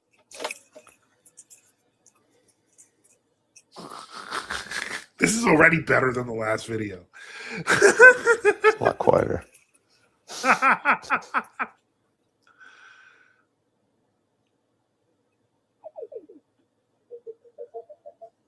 Yeah, I guess that's kind of what Gregory sounds like. Me on. The name of this program is it does sound like that's logical, isn't it? As usual. Only press my buttons. It has a lisp. There's the same lisp and everything. Now, and please also follow my instructions very carefully. Before we begin, I would just like to remind you to have fun. That's right. Remember, it's important to learn, but it's also important to have fun. Excuse me. As you know, I am 2XL, your friendly neighborhood robot.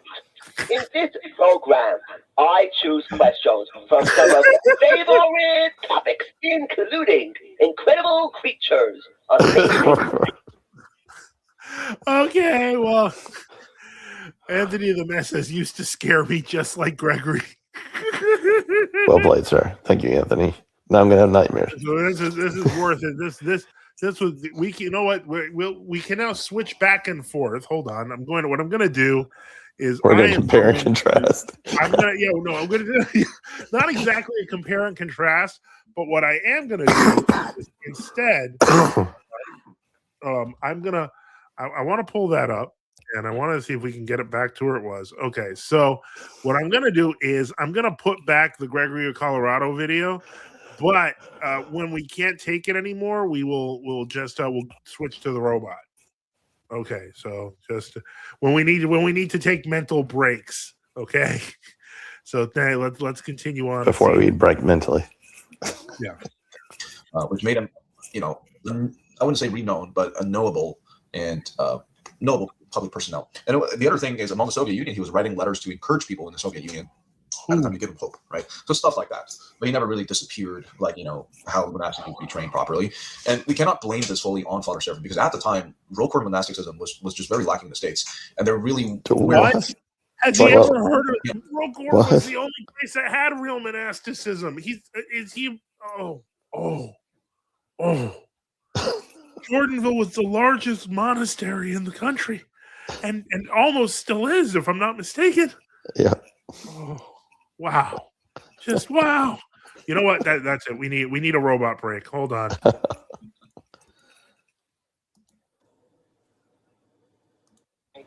Turning me on the word now. And please also follow my instructions very, very carefully. Okay. We're good. Let's get back to it. Can't necessarily blame Father Seraphim for all of it. Now, I'm not justifying the behavior to do that. Obviously, I'm absolutely not to be a monk. We established this guy's an idiot. Doesn't mean that they shouldn't. They should have, actually. Yeah, doesn't mean that they should have did their best to seek monastic guidance. Probably yes, but again, that's up to you to decide what really went on there. So next part, we're not going to talk about Father. Again, this is Father Herman. Okay. One time, they printed a book, one of their magazines called Orthodox Word, and in that, they had published. Oh my goodness, the cadence is the same too. In Zeytun, Egypt. Now, all right, so let's pause it here. Oh my goodness, Gregory's a Tiger 2 XL in a cassette. Oh man, wait, what? It didn't share. Oh my goodness. This is hilarious. That's right. Remember, it's important. Have fun. The speech impediment, the cadence, the voiceover. Excel, your friendly neighborhood robot. Okay. All right. Robots. Friendly neighborhood robot. Robots. In Boston, and I get it. So actually, let's excuse me. Sorry, I do want to play this whole part. I'm a monk in Boston, and I get this, and I read this article in this magazine because we helped them. I drew sketches for their magazine, Boston Monastery, translated lives, and we gave them to Herman and Seraphim to publish. And a God has appearing like it wasn't the people who saw it. This was on top of a Coptic. Okay, so by the way, those of you who don't know who Hieromonk Gregory is, he is the leader of the Roquefort schismatics in the United States, obviously. Probably. That was he's the. Do you see why this is so infuriating? Like, he's just straight up lying. So you have Gregory lying, then you have this guy lying. I don't know if he's a lying or he's just an idiot. I feel like he's both. It might be a both. I feel like he cannot be that at this point, because of when you start hearing things like the Donatus stuff. Yeah. I'm starting to feel like they already have a vague notion of some of the stuff about us. I mean, even if you read the highly revised newest version of the Father Seraphim Rose story, it has all these details that he's just totally getting wrong. Yeah. So I don't know what to think, but this is pretty bad. Oh, yeah. Not exaggerating, one of the most renowned or skilled iconographers alive today in the States. Okay, those of you who've been to St. Andrew's Orthodox Church, led by Father Josiah Trenham, the entire monastery, the entire church was painted by Hieromonk Gregory and his Dormition State.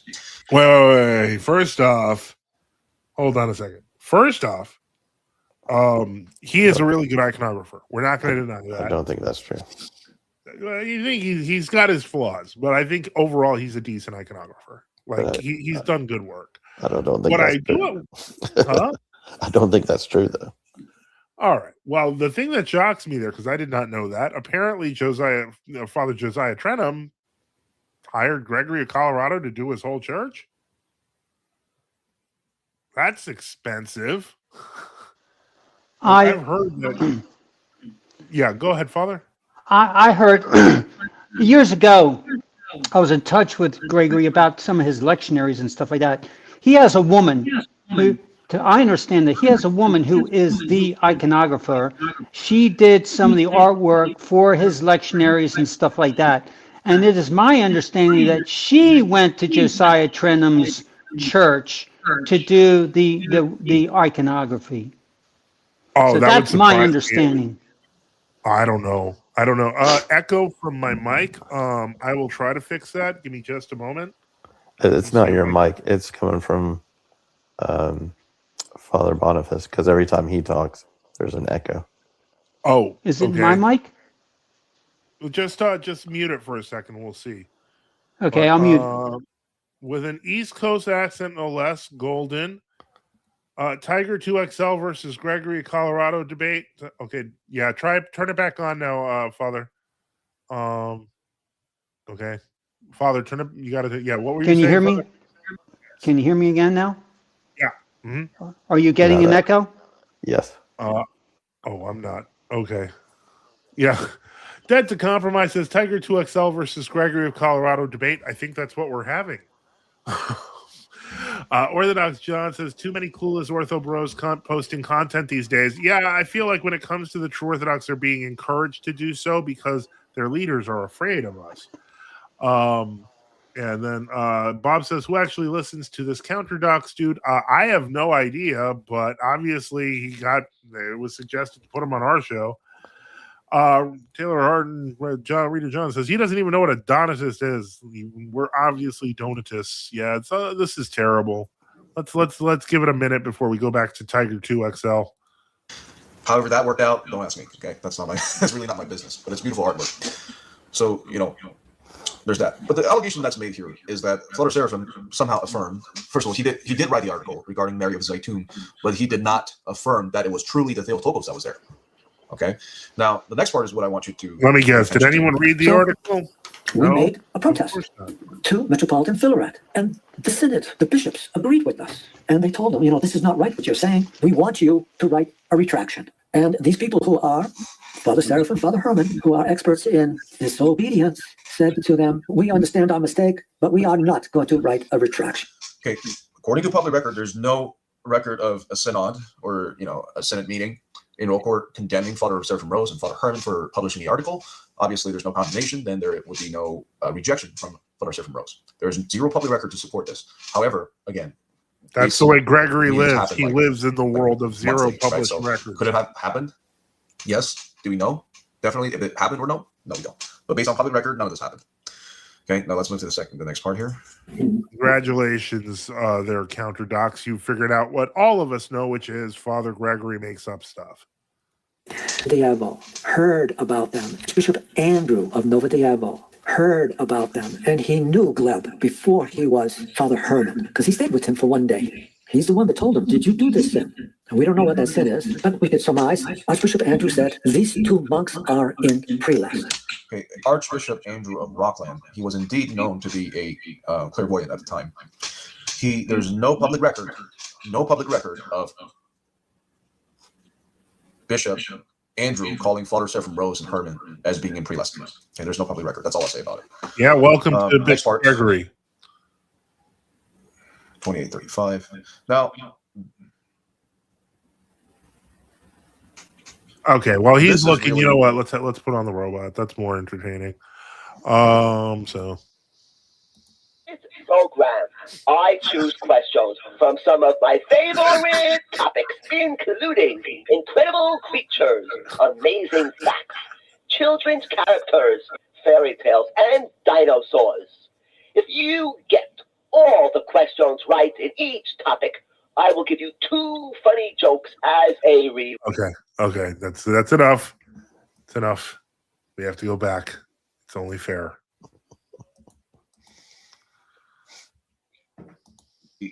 Where this is really where I believe it gets controversial. The doctors could have said, why didn't you bring him in? He said, it's not monastic life. Greed. And finally, the man was about to do this. And perhaps Father Herman sat there. And is it because of his disobedience caused, I think, the death of Father Seraphim? Wow, he skipped through like 12 minutes of Gregory, Colorado. If I could skip through 12 minutes, I'd be really appreciative. Once again, I have been dealing with a lot of stuff. And I'm just gonna real quick, including this video. Yeah, including this video. And so I'm gonna just it's my stomach has not been well, and so I guess hold on. I felt like one of the things that really needed to be done is I wanted to explain that because my stomach is not in great shape, I have been, dealing with a lot of internal stomach pain. So give me just a moment. So I shall play some. We'll take a short interlude while I deal with my stomach. So excuse me one moment.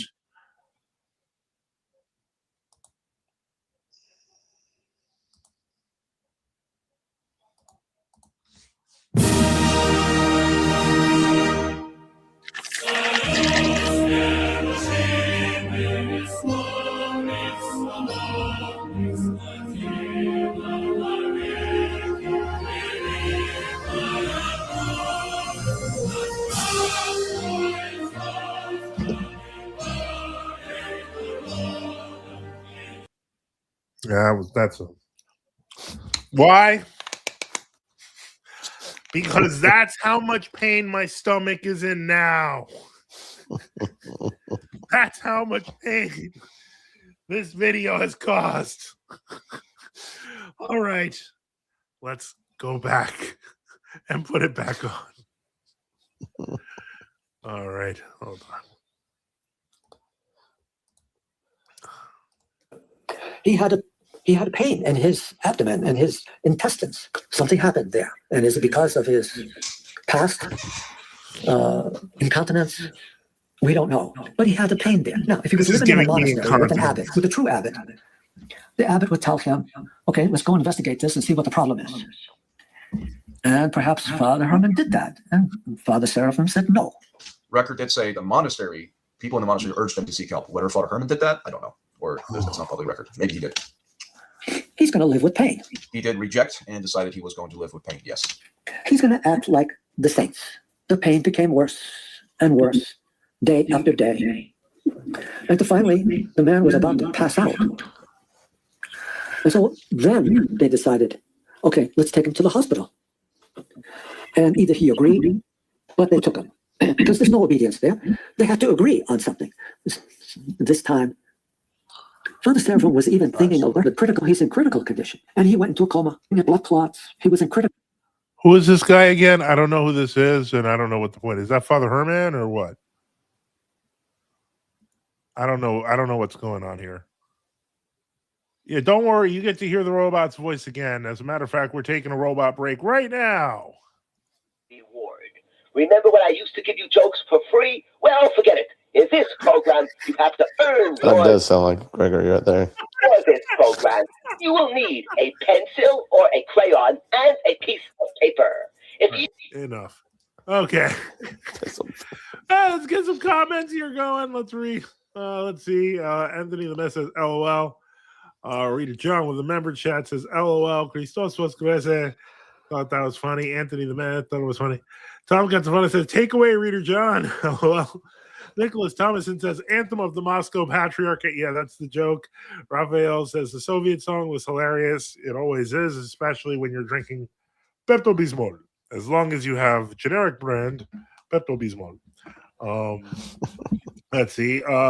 Fun fact, Putin changed the Russian anthem back to this when he became president in 2000. Yes, he did. That's a compromise. Thank you for that. Nicholas Thompson said, I can't stop hearing the robot's voice now when I hear the priest of GOC America. He's Gregory of Colorado. He's not part of the GOC in America, except in the fact that he named himself that.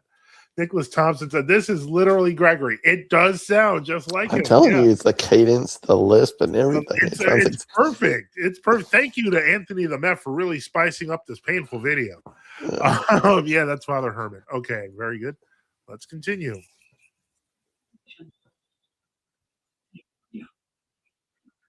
Oh, wait, hold on. I realize I'm playing it, but I haven't switched the screen, so you guys can't hear it. So nope. I suffered alone. So just give me a sec. Oh, that's fine. You can keep doing that. I would. And he went into a coma, and he's going in and out. Father Herman stays with him in the hospital. He comes out of a coma and sees Father Herman before him. Oh, okay. Wait. Hold on. Whoa. Okay. Thank you. Debt to Compromise says check, give, send, go. Let's put that on the screen. Oh, I hope it's $50. Our prayers will be answered. What? I said I hope it's $50 and my prayers were answered. Actually, well, sorta. We did get a donation. Debt to Compromise did alert us of a give, send, go donation of $190. Oh, that's even better. All right, done with the video. Goodbye. Well, technically, he actually covered it to the point where the goal is now $6. But then we got another donation for $10 from AZ, and so AZ. So we're gonna put in first DTC. $200. I don't know if it was DTC directly or DTC's Army, but whoever it was, thank you. And thank you. Oh, thank you. That. And then AZ put in another 10, bringing our goal to actually reached to where we are now at +4. So the current has been reached at 254. The problem is this, Reader John. No, don't tell me. DTC didn't actually say he wanted to stop it. DTC put it in the live chat. Hurry. Now, Anthony the Met asks, this means the stream is now running until 1 a.m., right? It technically means the stream would be running till 11:30. The question is, and we asked this of DTC directly, are you asking us to shut off the video, or are you asking us to complete with robot interruptions?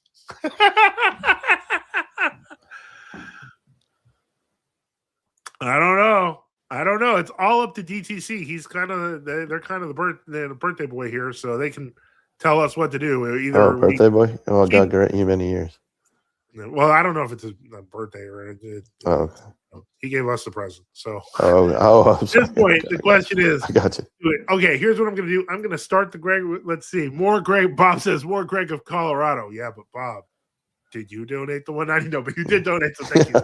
All right, I'm just kidding. It's all up to DTC. I'm going to start playing it, and if he says stop, it stops. But if and you put in all caps so I can read it. All right. And he looks at him and he says, I curse you. Yes, you heard right. He said to his abbot, I curse you. Get away from me. Now, Father Herman is in shock. And after he cursed him, he fell back into a coma and died. Father Herman now is in shock. And he goes running to one of his priests there close by, who thinks like him, who also did not have baptism. His name is Father Alexa Young. Okay, well, we got it. We got the thing. It is, I like the Tiger 2 XL, both. I'm fine either way. So we have a mixed stream. Gregory will continue, but so will Tiger 2 XL. You have them, just wait. If you do not, then please turn me off and go get them. Either turn me off or just wait now. Thanks. By the way, to hear about the cannibal. I bet Gregory makes that sound too. Oh my God. DTC says there's a birthday boy tomorrow. Okay, maybe, well, in that case, many years if it's you, many years to you. If it's someone in your orbit, many years to him or her or whoever. But thank you again for your generosity, and we are continuing. We're continuing this nightmare stream. How many more minutes, Father? According to this, only 14, but we're also going at 1.5. So that's not really more than 10. Can we double And we it? still have plenty of robot left. We have at least 6 minutes of robot. So I don't think we can play the whole video because at that point we can get copyright. Can we like speed it to 4 times or something? The robot or Gregory? I think Gregory, of course. But yeah, but eventually he stops making sense. We could speed him to like 2. Well, he doesn't make sense when he's slowed down anymore. You sound like a chipmunk. I mean, okay. I don't know.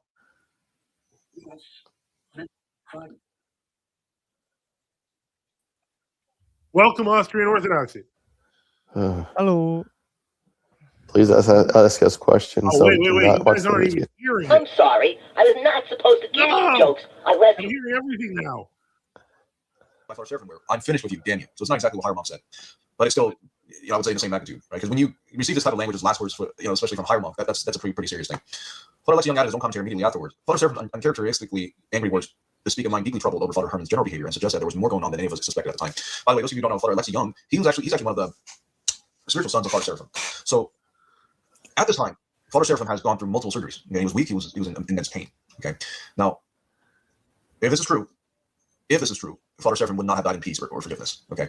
And now, why would Father Herman go to Father Seraphim's spiritual son to tell him about this? That's up to you guys. Those are evidence for you guys to consider how you want to take it. I don't. It's like this guy just seems obsessed with the scandal and putting it up. Austrian Orthodoxy, welcome. Hello, Father. Thank you for Hello. having me. No problem. God bless you. Thank Christ you. is risen. Truly, he is risen.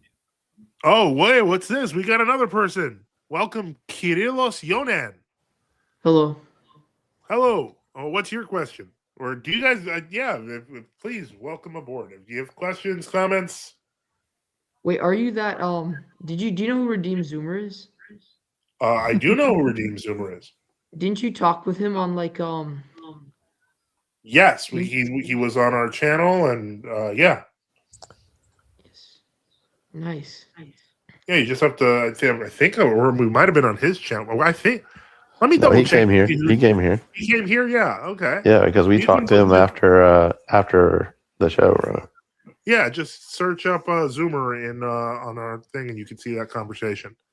Did you have a question or so you're old Orthodox, right? Like you believe in the old calendar. when you use the term old Orthodox, usually that's a reference to old rite or old ritualist people. We're just Orthodox. That's why we call ourselves true Orthodox, because we're Orthodox, but we're actually serious about what the canons and councils say. Okay, so I'm just wondering why Sure.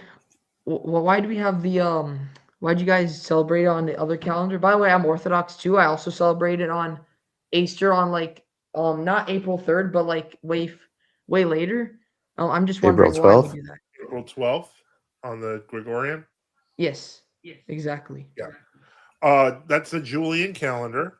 The point is we use the traditional church calendar. So the question as to why we use that is because that's what we always did. Because from the way I understand it, if somebody asks me, so if I'm arguing with like an atheist and they say, why do you have 2 different calendars for Easter and Christmas? I just tell them the Julian calendar, Julian is the one that the Catholics use, right? No, the Gregorian is the one the Catholics. Gregorian, yeah. Oh yeah, I just mixed them up. I say that the Julian calendar is more true to the tradition when the people actually used to celebrate it.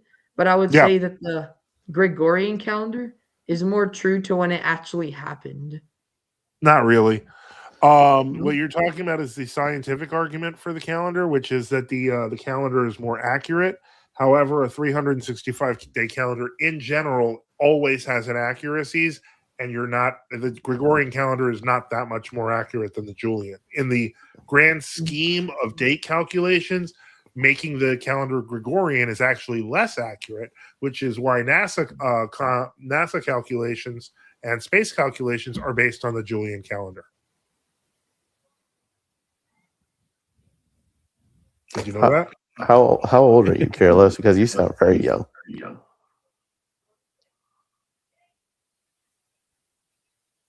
Carlos, you okay?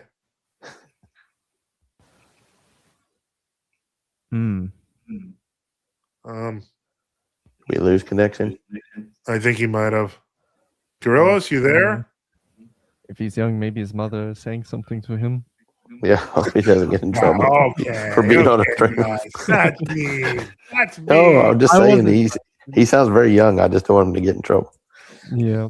You're like, it's bedtime, Carlos. It's bedtime, buddy. I mean, hey, I'm taking lessons from a few Rokana priests, and there's like a 12-year-old there, or like he's 9, and he's asking the priest all these questions. He dropped off, so I guess Yeah. God bless. You rocked his world, Father. You gotta Maybe ease him into it. Maybe now he's gonna be like, hey, I should really respect the Julian calendar. I mean, it's NASA, People always get shot for that. It was an AH reference. I still don't know what that means. By the way, I am putting up all the comments now because why? We have reached our goal, and that means one thing we must take care of now, and that is the sound of success.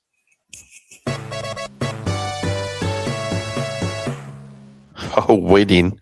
All right. Sounds good. All right. So we're back. Austrian Orthodoxy, was there anything you wanted to talk about before we get back to this video / robot video / video / torture? I don't have much. I just want to come in and I didn't want to interrupt.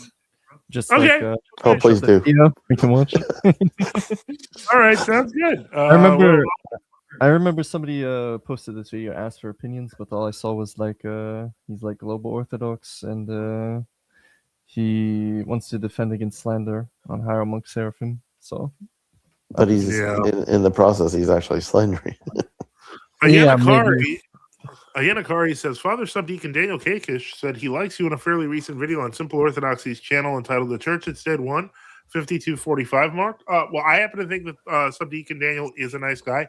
Technically, subdeacons don't have the title father. Deacons and above have the title father. But the point is that I think he said father with a comma, like addressing you, father. Oh, father, comma. Oh, okay. I thought he was giving him an additional title. Okay, no, that makes sense. Well, I think that Subdeacon Daniel's a nice guy. I don't agree with him. I don't know, obviously on the Council of Chalcedon, but we have talked about different things. We had a discussion, I think it was on Craig Trulia's channel a few years back, and he's even come on our channel to talk about situations in the Middle East, etc. So yeah, I mean, I don't have a problem with him personally. DTC is referring to that German guy, Father. Okay. Oh, that German guy. More like Austrian guy. That German. Oh. AH, Father. AH. 420. HH Hogan. No, AH. I know. It's 420 is the lead day on Hitler's birthday. Subdeacon for Life says, did you review that Jay Dyer video with Jesse Peterson? Absolutely not, and I'm not going to, ever. We do not review cowards. Not only do we not review cowards, but for those who had caught the beginning of this, when Ruslan kind of laughed at Jay Dyer because Jay Dyer looked which like he should evil suck up.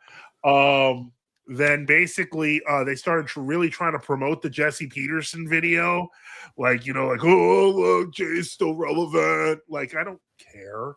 Like Jesse Lee Peterson, what he's known for, being, isn't he that guy that's like beta?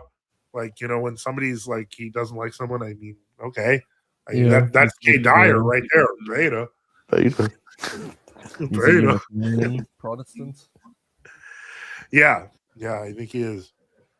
But all right, so let's get back here because we can't escape until this video is done. 4 times. No, it's at 2 times. This is enough. I think it's okay. But again, according to public record. Okay. Wait. Everything's according to public record. Do you notice the corner? Is There's rock? like this little happy merchant Ben Shapiro in the corner. Mm. Dude, what? Look in the left side corner. You're gonna have to pinch and zoom there, Father. I don't know if I can even make it bigger. No, I don't think so. how do we- You can just make a maybe if I- screenshot, maybe. No, now it's just getting smaller. Huh. Whoa. Okay, that's bigger. Can you see him now? This is the video that keeps on giving. Oh, it's apparently. I gotta hold on. I gotta switch. Hold. That's why you can't see it. Now, can you see it?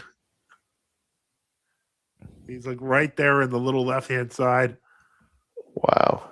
So we have Happy Merchant. We have Gregory. This is, according to public record. Okay. Now, if we look at saints who did endure and died with pain, for example, the very, very famous saint here, actually, Father Saint Iakovos of Evia. Okay. Now, he was clairvoyant, and he knew that his illness was terminal. Oh, okay. And, hold and on. he actually seek help also. Kyrillos is He back. help. He fought the Welcome illness, back. and he was Welcome clairvoyant. back, Carlos. All right, hold on. And then somebody said, HPV, Chris said, please check all donation sites for current total. Checking all donation sites as we speak. Ding, ding, ding. One moment. Hold on. And I will do Checking the that. command center. Checking the command center as we do. Let me see here. Okay, hold on. Whoa, okay, I missed that one. All right, so there's CL donated $40. So hold on. This puts us at plus 44. So we're just going to ring the bell. 294. Now we go up. So yeah, we're at 294 now. Yeah. So hold on, adding that. That's PayPal. So I mean that's Cash App. So let's go there. And now I'm going to check other things. But because we already broke it with this one, so we will do another winner. This is crazy stuff. This is amazing. And feel free to say stop in the live chat. Yeah, feel free to type whatever you want in the live chat. We will put it up because we are past. We are winning. Winning. Father, think about the Pope praying with Muslims. Heretical, horrible, disgusting.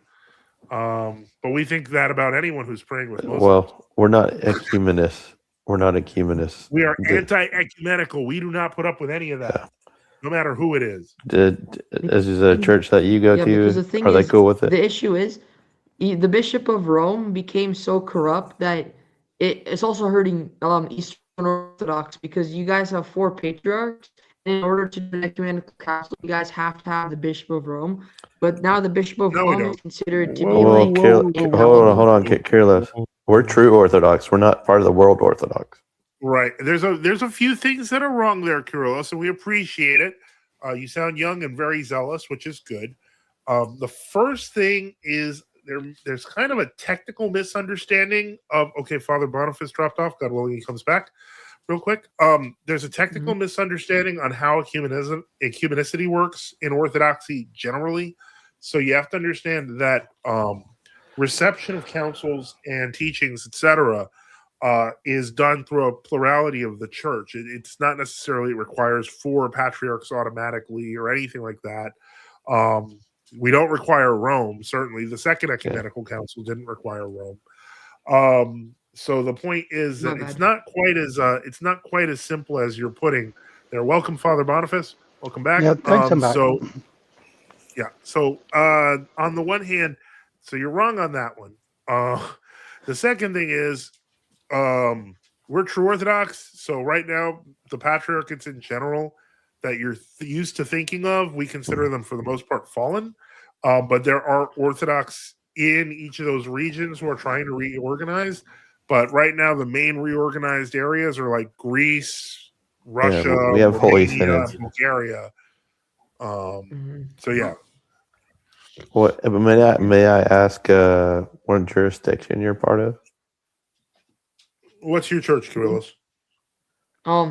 Coptic Orthodox. Okay, so you're non-Chalcedonian. The thing is, like, even though my church is non-Chalcedonian, I personally think that there has to be a middle way between Miaphysitism and Chalcedonianism. What do you think of Matthew the Poor? Hmm? Do you know who What do you Matthew the think? Poor is? No. You might want to He's look into him. He's a very well-known Coptic elder, so he's definitely worth reviewing. You should. Yeah, him and what was it? Pope Shenouda had two different views of things, and Matthew the Poor leaned more towards the Chalcedonian. So you might want to look into him. And then maybe you'll work your way more towards a Chalcedonian view. I'm sorry. Because the thing is, like, I don't see, I think that metaphysitism is like they think Jesus has one will, which is obviously not true. He has two wills. Mm-hmm. If you're already diatholite, you're halfway there. Well, if you think he has two wills versus one will, you're already kind of not Coptic anymore. You're kind of going towards regular Orthodox Chalcedonian position.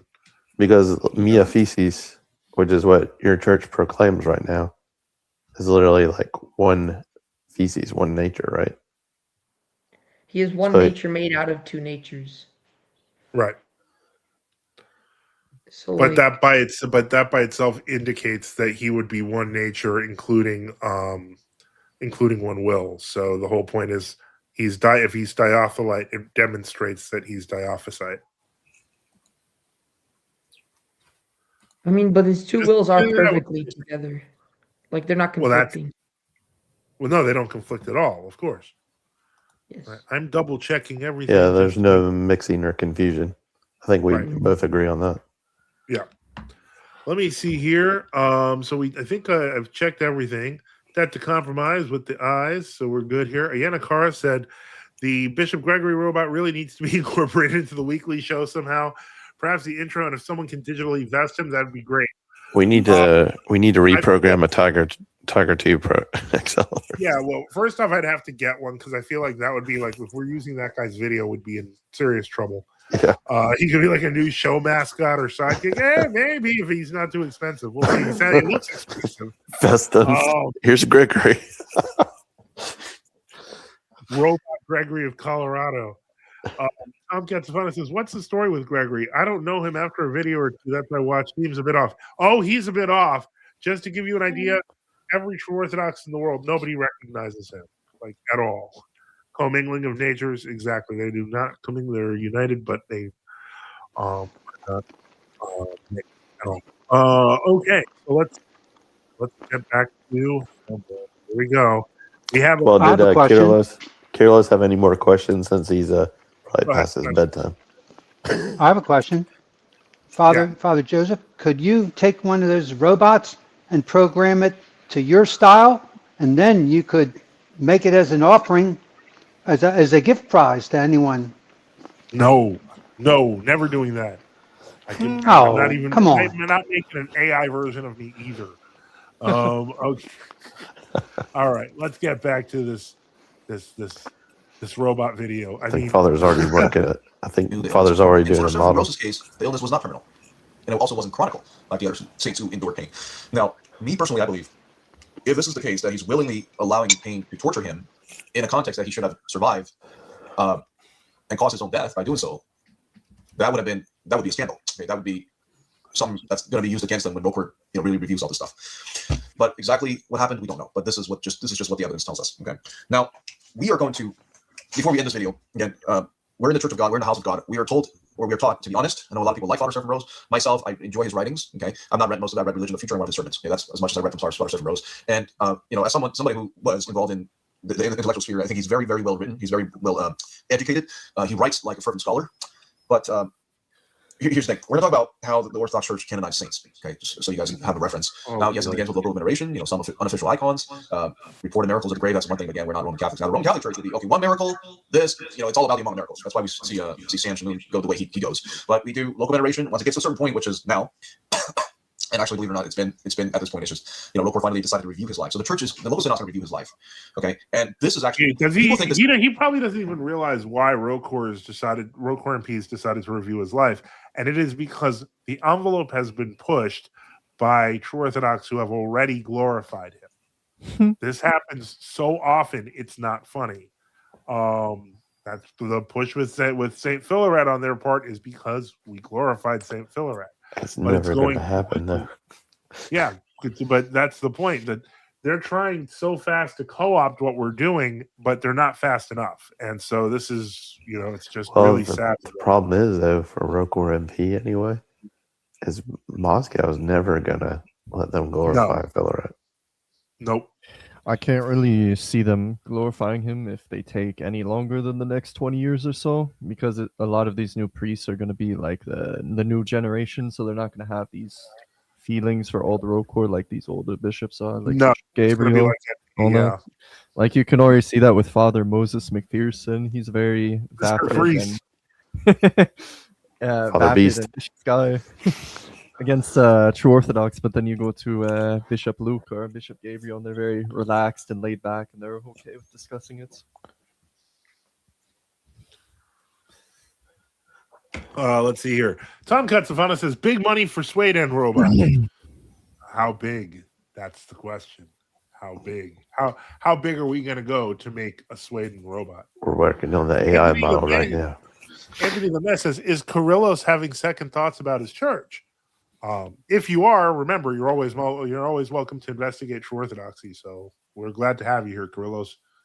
The thing is, I love all the churches. Like, to be honest, like I can talk with like a Catholic or a Eastern Orthodox, and I wouldn't be arguing with them. Maybe with a Catholic about the Pope a little bit, but like in general, I would agree on like 99.9% of the things with like most other Christian denominations. Usually, like, people. I don't think that's Pentecostal. possible. That's kind of hard. Yeah. If you get into the nuance of it, you're gonna. I mean, you can make generalizations, but once you get into the nuance of the different belief systems, then that's where you get into trouble. Well, the thing is, like, we aren't saved by what church denomination we're in. We're saved by our faith. So, I mean, we need works, to be. Remember, you have to be part of the church. So, that's the thing. If you're not part of the church, that's where the issue comes up. And this is where membership in the church makes a difference. Well, by the way, for those wondering, oh, go ahead. Sorry. My octopus post now has 545 likes. Whoa. So take that, Dion Almer, atheist guy with octopus eye things.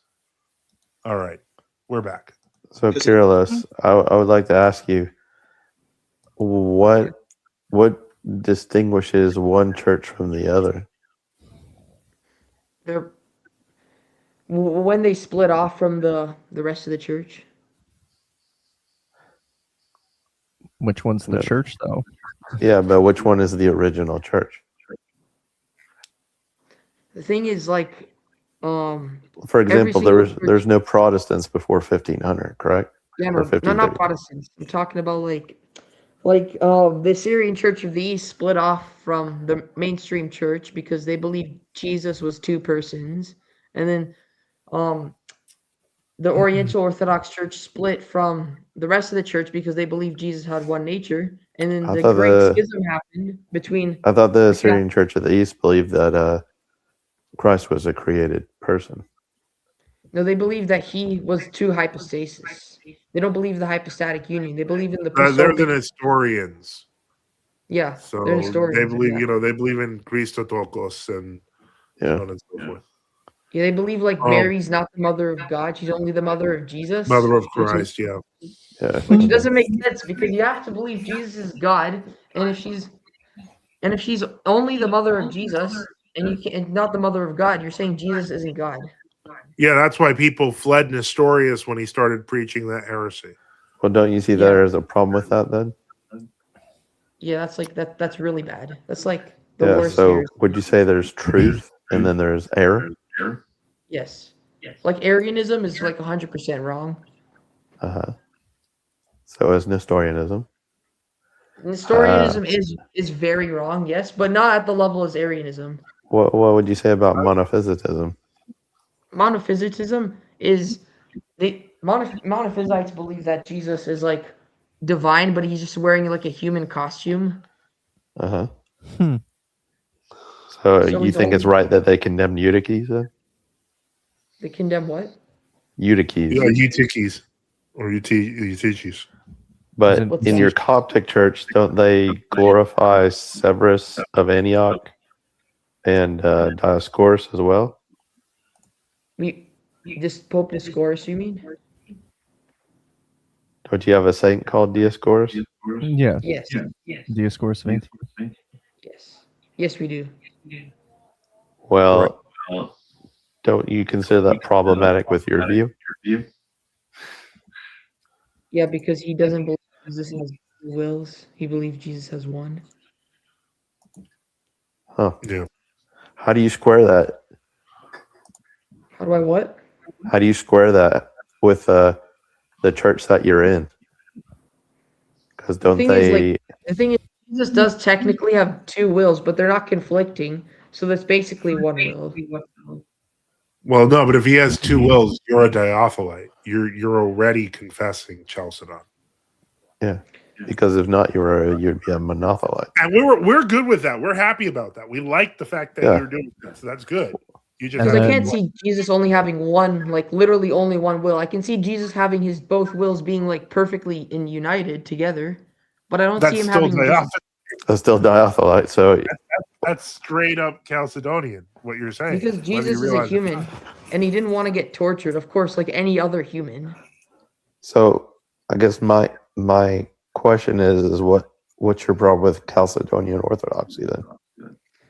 Because I don't think he has one. it just makes Jesus seem too like it's not an historian, not at all. It's like not an historian, but it's just like No, because we a would little reject too, like- Nestorianism. Yeah, we anathematize Nestorianism. yeah, but because the thing is, you guys believe that hypostasis means person, but no, hypostasis means person, but we believe hypostasis means an individual nature. So Yeah, as long Well, as you believe, but I mean, if you look at hypostasis, what does that literally mean? I mean, to be honest, as long as you believe Jesus has one hypostasis made out of two physis, then you're golden. Because that's the issue Chalcedonian. is, So you affirm the hypostatic union. yeah, obviously, because he's two natures in one hypostasis. Huh. You know, This might be a problem for you. for us, we would love to welcome you home, but Coptic Orthodoxy doesn't. your current priest might not agree with you. Yeah, that's what I'm saying. The thing is, I talked with my priest, and he said, Jesus has one hypostasis, and he has two, that is made out of two general natures or physis. And Maybe we need to talk to your priest too. Yeah, because that's not. Bring the whole church in. I mean, that's not monophysite or miaphysite. That's diaphysite. yeah, but the thing is, we believe Jesus, hypostasis means individual nature, not person. Person is just a translate. Is like just Person's the like Latin from translation. persona, Yeah, That's what, it's because the just thing is, and hypostasis is Greek. because the thing is, Nestorianism and Miaphysites all believe that, oh no, not all believe, all spoke Greek, but the Chalcedonians, for the most part, spoke Latin, which was more, No. simple, theologically, but Greek was less simple theologically. I think you need to go back and look because they both spoke Greek and they both understood Greek. Like this 19th century idea that they weren't speaking the same language is just total BS, to be honest. They knew what each other was saying, and they were going back and forth on it. It actually became to the point where there was violence involved. They definitely knew what each other was talking about. Just one took one view and rallied behind certain priests and bishops, and the other side took the other side, But only one of those can be the truth. I guess, yes, but like, Well, the reason who's why your they patron split was saint? because they wait, what? Who's your patron saint? What'd you say? Who is your What's a patron patron saint? Who's your patron saint? Yeah, I don't know Kyrillos. what that is. It's your name. It's in your name. Oh, yeah. Pope Kyrillos. Saint Kyrillos, yeah. Isn't that come from Cyril of Alexandria? Yes. Mm-hmm. Wait, do you guys do Chalcedonians like Cyril? We call him Saint Cyril the Great. Saint Cyril, yeah, Saint Cyril the Great, yeah. Yes. As But if didn't you he guys believe have a in different one- you have a different interpretation of what he said than what we have. Because Oh, you derive mia feces from where he was obviously talking about dia feces. I see. But the thing is like you guys believe Jesus has one hypostasis. We believe Jesus has one hypostasis. So I don't think that. Except you're as a church like as Coptic Orthodoxy as a whole does not. You and your priest may affirm Chalcedonian Orthodoxy, but as a whole, your whole communion does not.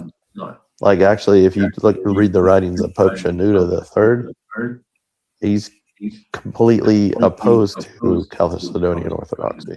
Versus if you read like the writings of Matthew the Poor, he's heading in the right direction.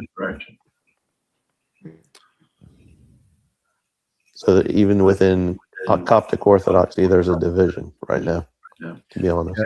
Yeah, there's like some who are trying to talk with the MP and all that, saying that it was just their misunderstanding because of words. Well, then isn't what's his name Metropolitan Moses of Germany? Wasn't he a Copt or something? Yeah, he was part of the Syrians, the Syriac Coptics. Yeah, because he brought like two or three parishes with him into Chalcedonian Orthodoxy.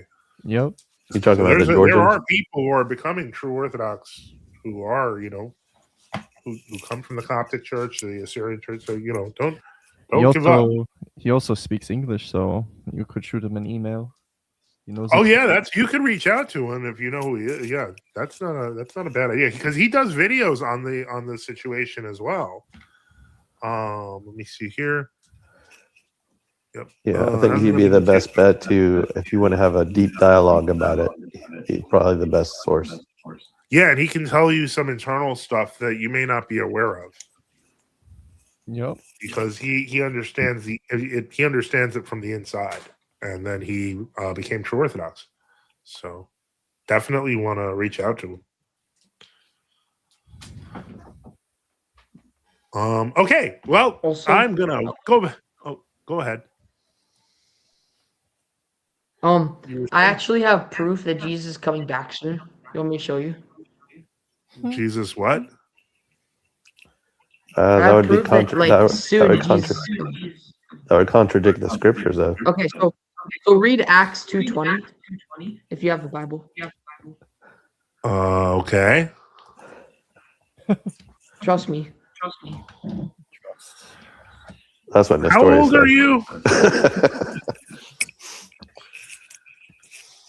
The sun shall Want me be to turned read into it? darkness and the moon into blood before the great notable day of the Lord comes. Okay, so when it says the moon will turn into blood, the Greek word for blood is hema. Hema, okay? Yeah. Now, Yeah, like hemoglobin. recently, the people went up to space and they captured a photo of the moon.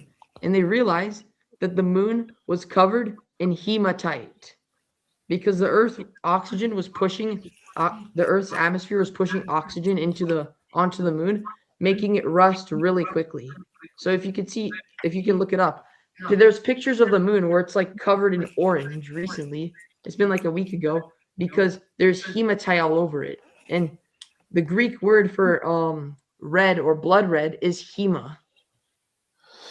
Well, the only problem with that theory is that is the far side of the moon that they took pictures of. What do you mean? The Far side side we of don't the see. Yeah, but it hasn't been like that before. Well, we don't. We don't know because we've never seen the far side of the moon. There's some It's people a in look. space that Kiro, have never been to space, so Yeah. who knows? I would That's a suggest whole this, rabbit hole Kiro. there. Keep praying about it. There are people to reach out to that do understand the situation in terms of the question of Chalcedon. So, you're always welcome to come back and ask more questions. And remember, Christ will come like a thief in the night. He doesn't even know the day and the hour, but his Father in heaven does. Okay? I can give you one thing. Hold on a second. Yeah, we don't know when he's coming, but we know that soon he's coming. Well, we'll see the signs of the times, but I mean, it's not just red hematite on the moon. You see what I'm saying? It's a whole conflagration of things, How old are you, by the way? You're a very smart kid. Fragment has been the case, but things move at us. I'm sorry. Oh no, go ahead, Kiros. How old are you? 15. Oh, you're a smart kid. Yeah, you're smart for your age. I was I was not as well spoken. And respectful. Fragment could have been the case, but things move at a snail pace. We need to start the talking and understand having a meeting every century is not talking. Well, as I said, there are people who are moving and they're making a difference, and they're realizing, it sounds here like Corellis understands how important the Council of Chalcedon was. So, you're in our prayers. I am going to continue this video now. No. So the church really examines a person's life, and this is a very strict process. They exhaust all options to make sure the person lived a virtuous and godly life before, they canonize him. Are there cases of mass local veneration or mass worldwide veneration and the person's still not canonized? Yes. I'll give you an example here. Father Raphael, the first African American priest. He had some misconduct, but it was. Well, this guy sounds like Jay Dyer's fed up. Was not canonized. Oh, he's definitely a Jay Dyer He's a guy. Serbian knight who slayed Might be his long-lost son. Sold during the Battle of Kosovo. Serbian hero. Okay. Who dropped off? Oh, I guess Corellis dropped off. Not canonized. Okay, so that's a possibility. And I did say before, if Father Seraph, someone like Father Seraph Rose is to be canonized. Okay. Come on, let's get back to Gregory. So we get back to the robot. Priest, miracles, healing, pastor of the church. Those are what they look for. Okay? They don't retain Sophronius of lunatics. So he on the obviously his life, big one for Monastic, was not a clairvoyant. Okay, he was known as a clairvoyant. All right, that's it. We've had too much of this guy. Put back the robot. I apologize. Let's get going. Questions 1. Yes, exactly. Let's get going. For the topic of incredible creatures. And remember, if you get all 5 of these questions correct, you get 2 funny jokes as a reward. All Question right. number 1. What makes a Mexican jumping bean jump? Here are 4 choices. 1. It's a hyperactive bean. 2. There's a tiny moth. This is a racist robot. Get out. 3. There's no such thing as a real Mexican jumping bean. Or 4. It's trying to get to Mexico. Please press It is a racist robot. now.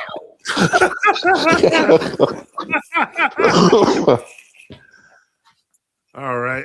Memento Mori says, so I just turned back on 5 minutes ago. What I'm about is he poisoning the well by attributing to Gregory Colorado as the position of ultra orthodox? He absolutely is, which is why we have this robot who sounds just like him, and we switch to him occasionally. Let's go back and see if Gregory of Colorado actually says anything here. Or if it's at his time. And there were many who were known as More word salad. Ephraim of Arizona. Okay, and even today we have clairvoyants as Elder Paisios of Arizona. Obviously closer to me, Mother Markella, the beloved abbess of Northern California. Father Seraphin did not have that reputation as a clairvoyant. He was known to be a confessor. Okay, obviously his sexual sins from earlier life. He's also known to be a fervent intellectual writer process, which is the Russian church has a sermon on that too, but which was a big one. So he's an elder worshiper. I wonder he probably takes Gregory seriously.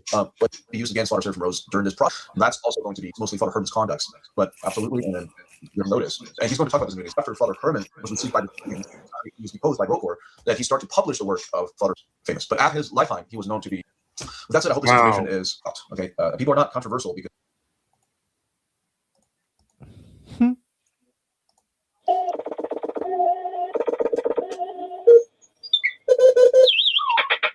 This is a very good answer. If you are trying to be a comedian, you are wrong. It's not a good answer, just a funny one. Mexican jumping beans are not trying to get to Mexico. But listen, and I will explain. You see, inside Oh a my goodness, you sound like Gregory. is Listen, a I'll explain. hot lava that is trying to get out and also trying to stay out of the sun. So it jumps around looking for a shade to cool down and eventually to get out. Question number 2. Tree kangaroos live in New Guinea. What can tree kangaroos do that almost no other animal on Earth can do? Here are 3 choices. A. Eat elephants. B. Fly like birds. Or C. Jump down from the tippy top of tall trees to the forest floor. Please Obviously, press great. A, B, or C. I'm gonna go with C. Yeah. If I was the principal of your school, I would put you right into college. You are right. These tree kangaroos can jump down from 6 floors high to the forest floor for food. Question number 3. All right. Well, before we get to question number 3, and then he points out childhood used to be much more slower paced. LOL. And let's see if we can finish this. Although I don't think there's going to be any more Gregory talking. So we'll see. Oh my goodness. That's him ranting about something else. The facts. The true Orthodox.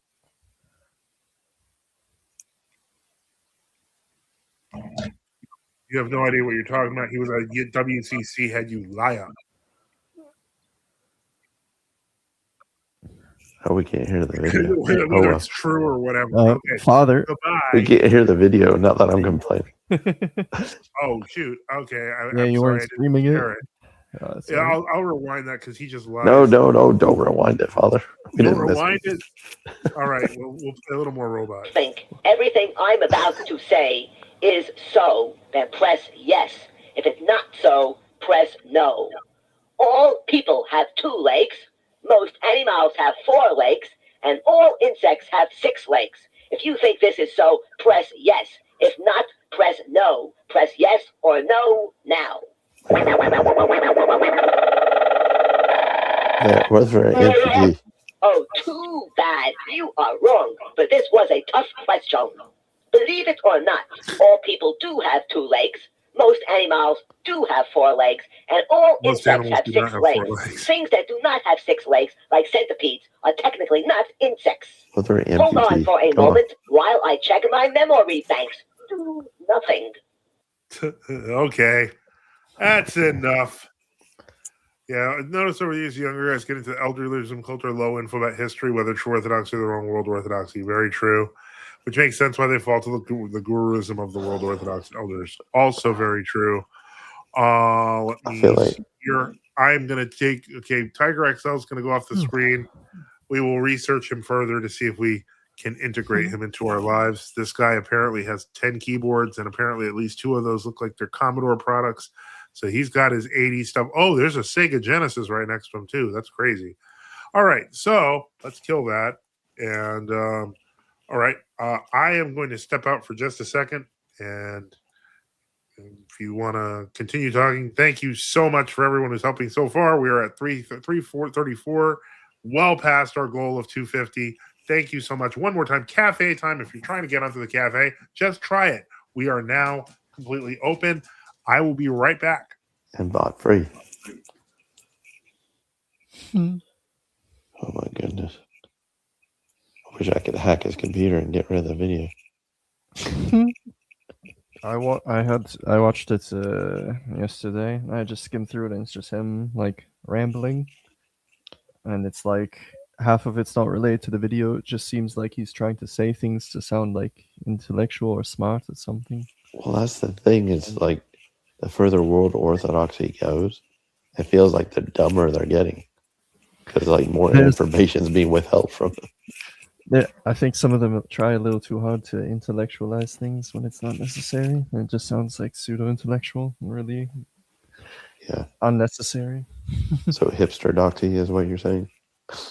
I also think that guy like converted like last year, and he's like, well, making videos. That wouldn't be unusual. Chrism's barely wet.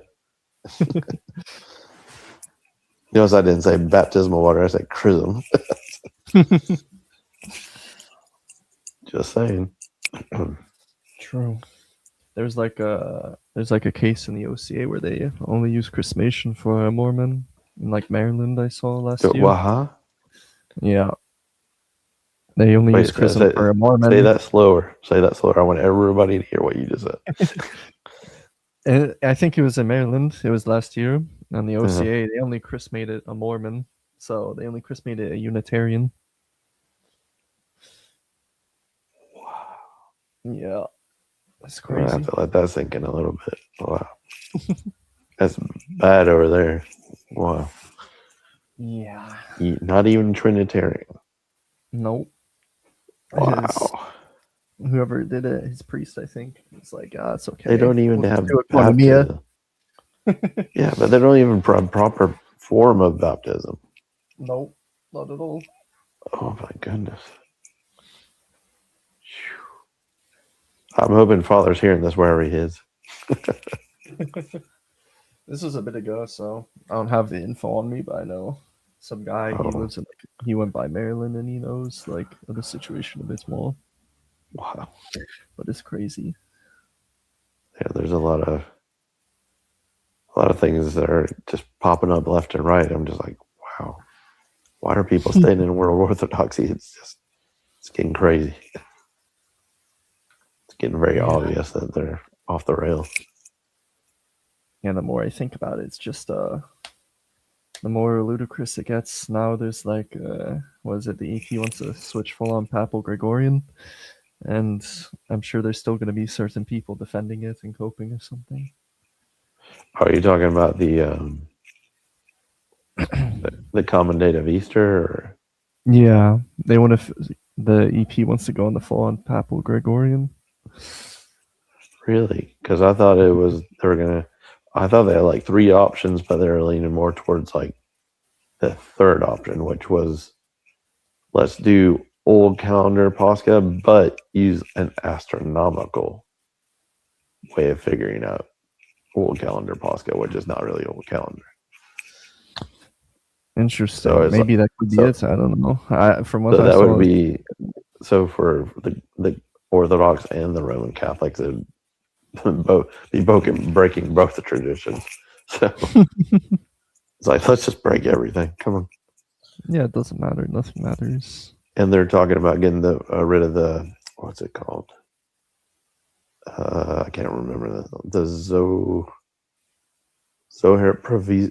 I can't remember. Some was the proviso where we have to have Pascha after the Jewish Passover. Mm. You know what I'm talking about? The proviso. Yeah.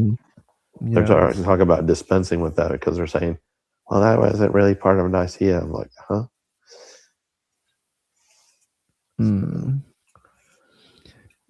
On Telegram, I don't give it out. You can contact me on Instagram though, or Discord. My Instagram is just the same as my name. You can look it up and send me a DM. Not me. I'm allergic to social media. I wouldn't mind so much maybe Telegram, but I usually only do that to people I know for like a year. So yeah, for now. I'm barely on Telegram at this point. So. Yeah, I know that a lot of people are big fans of Telegram. I still don't have one set up. Yeah, I have one set up. I only post occasionally on it. I'm over social media at this point. I was off social media from like 2018 or to like 2021 or so. I just stopped being pretty active in most of the things. And then I came back. This Great Lent, it was really a bit of a beatdown. But I think I'm better after it though. I'm glad I got to go to the GOC Stephanos in Astoria since I'm here in you saw Holy Protection? Yes. I met with church. yeah, it is. It's even though it's a house church, it's very beautiful. I got to see the son of Metropolitan Anthony. Yeah, well, one thing to keep in mind, people have to be, even though it could be considered quote unquote like a house church in terms of physical size, like in the U.S., that's a really large church. Like it even like a mansion. Yeah, it has like house like around the church, but the sanctuary is really big. Mhm. Like for an American church. I realize that Austrian Orthodox, if you're in the BOSVR, those churches are huge compared to like in America. Yeah, I mean, it wasn't There's bad. big and I there's still loved American. it. So, Yeah, I understand it's difficult, especially in New York City of all places. You know, obviously to buy an entire property. All that. I think they just paid it off like yeah, I 10, think the 7 biggest years true ago or Orthodox something. church. Yeah, I think the biggest church in New York City is probably Holy Trinity in Astoria. Yeah, I That's think with so. the Rokana. Yeah, That yeah. would be the biggest one. Yeah, I've But been there there are too. As well. is spacious in the insides. yeah. Well, it's 3 stories. That's why it's a pretty big one. So yeah. So are you making the rounds in New York? Oh, what happened? Father Yeah, Boniface vanished again. yeah. I met Oh, Father Father Neophytos. He's like the brother of the Archbishop of Athens. So that was very Oh, good to that talk Father to him, David. speak to him. Yeah. oh, okay, good. Yeah. Okay, that was in the private chat. All right. Well, hopefully Father Boniface comes back. Let me see here. So If you put your Telegram in the channel, I'll add you quick. I'm talking to person in chat. okay, yeah, no problem. Let's see here, and so I'm gonna close out a few of these things.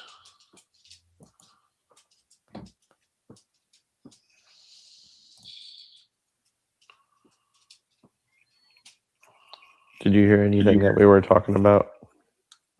I actually did not. I had to leave the room for a minute. Okay. So I didn't get what were you guys talking about? I mean, I'll review it later. We're talking about charismation of Mormons and Unitarians. That's a tricky one. I mean, that's a tricky one because I will say, form wise, if I understand correctly, Mormons actually do a triple immersion. But from what I understand, they do one for each. They think the Trinity is 3 gods. So it's an immersion for each god, which is something different.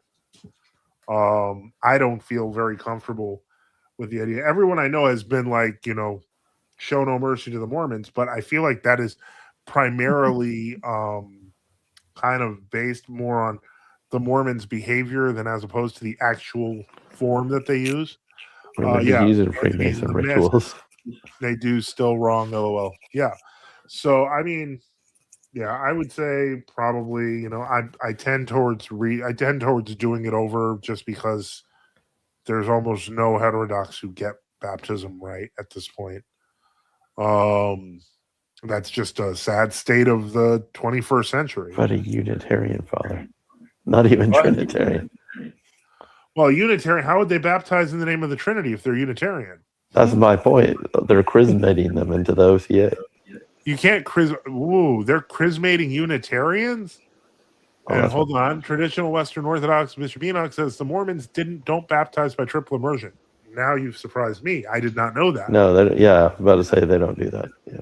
So the Unitarian, okay, well then they have to be baptized. They have to be baptized because they don't have form or yeah. Or the no theology. form, no intent. There's nothing to fix. There's nothing to repair. It's See, I do that all the time. However, if Father Joseph loses a guest, sometimes I'll lose half the conversation. We can hear you now. Oh, I'm sorry. I'm sorry. My apologies. No worries. I have no idea what's happening. Neither do I. I'm talking Are to you Leader saying- John here about my technical problems. Okay. Their ideas are ontologically opposed to even many of the classical heresies. Okay. Correct. Yeah. Very true. All right. Let's see here. So, yeah, we are in the last 15 minutes, once again, of our program. So if you want to jump on the stream to ask a question or make a comment in these last 15 minutes or so, feel free. Don't forget, please support NFTU. Go to NFTU.net and support in a variety of ways at the bottom of the page. Help keep the lights on. Support us by subscribing or donating at NFTU.net with various options like PayPal, Cash App, BTC, LTC, or XMR, or on GiveSendGo. just look in the description. And finally, once again, we have cleared out the bot farm. So if you are trying to get registered at afrosinuscafe.com, just try it. You should be able to get right in. And if not, let us know. Once again, got to point this out before we're done. Last time I'll point it out for the night. The History of Resistance, Subdeacon Nectarius' book on the question of resistance to false church authorities.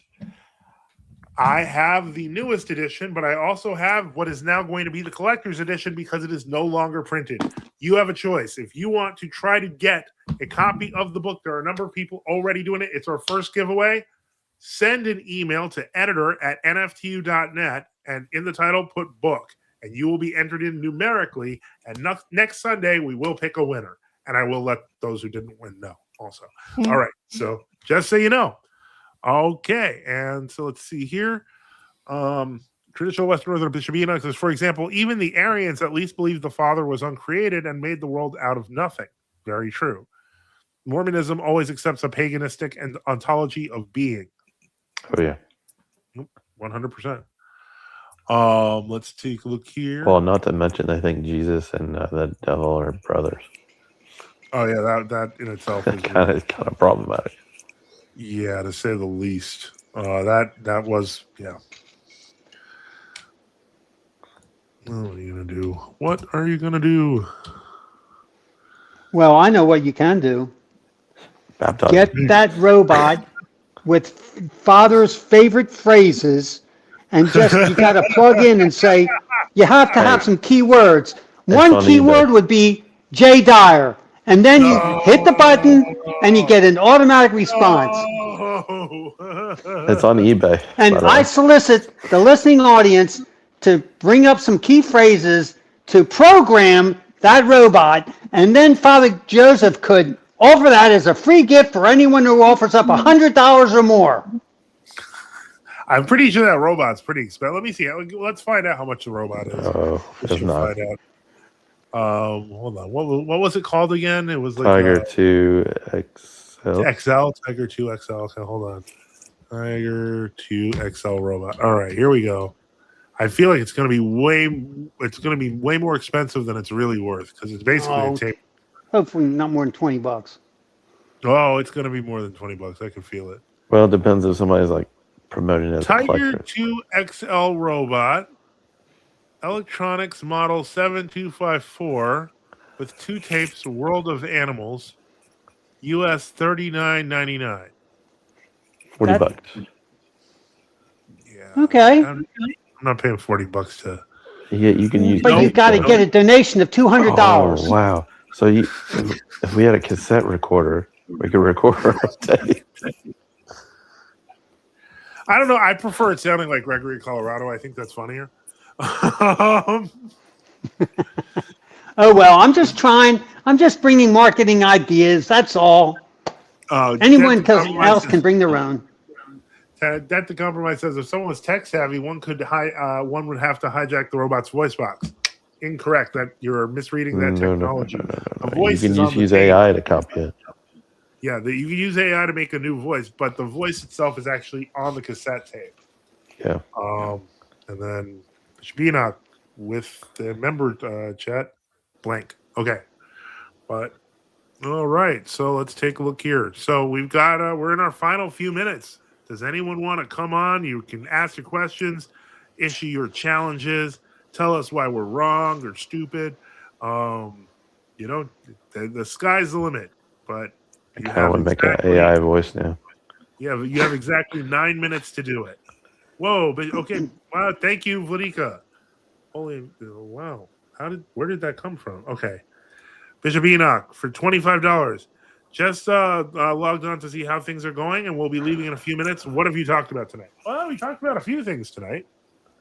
We talked about Trains. We did talk to a fellow about trains and his relationship with God. We talked about we talked about some of the stuff that happened on X. We talked to Kyrillos, he was a young Coptic man who's I guess interested in questions of the nature of Christ. What else did we talk about? We talked Austrian Orthodoxy was here, and I know he talked about a couple of things. And yeah, what else did we? I feel like I'm missing. Torturing. There's like that video of torture. The torture video where we had a World Orthodox diorite guy reviewing Gregory of Colorado and trying to make it sound like true, like he represented true Orthodoxy, and then we interspersed it with Tiger 2XL, a robot that apparently sounds just like Gregory of Colorado, and I don't know how that happened, but he does. It's weird. All right, so yeah, that basically covers it. And if you guys want to buy a Tiger 2XL, make sure when you make a donation, put it in the note. Please don't do that. Thank you.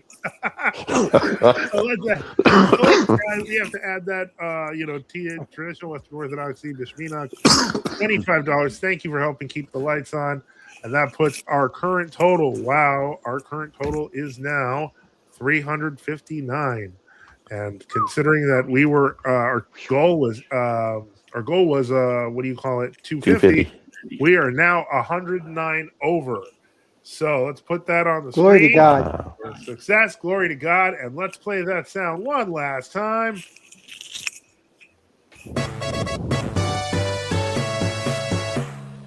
Pascal winning. Very nice. Very nice. So, yeah, we did. This was a great. Hey, I got prayer requests. Yeah. We're going to Greece at the end of the week. Oh, that's right. Okay, yeah. All right.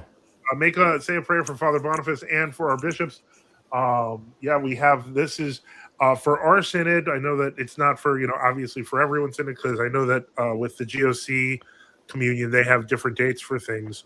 But for our synod, the Autonomous Metropolia, our Greek synod and Russian synod, it's the Feast of the Myrrh Bearers. That's for everyone. Where we do the commemoration at the Monastery of the Myrrh Bearers in Attica. And basically, that's where all the bishops of our communion globally will meet and do celebrations, etc. It's a really beautiful event. Thousands of people are there, and so God willing, goes well. And Father is your reader John going with you as well? No, he can't. Not. No, not. Maybe next year. Who knows? God willing. Yeah. But right this year it's Father Boniface, and I think. Vladika John, Vladika Enoch. I'm not sure if there's anyone else going yet. We'll talk later. Good night. Christ is risen. Truly, he is risen, Vladika. Thank you again. Benedicite.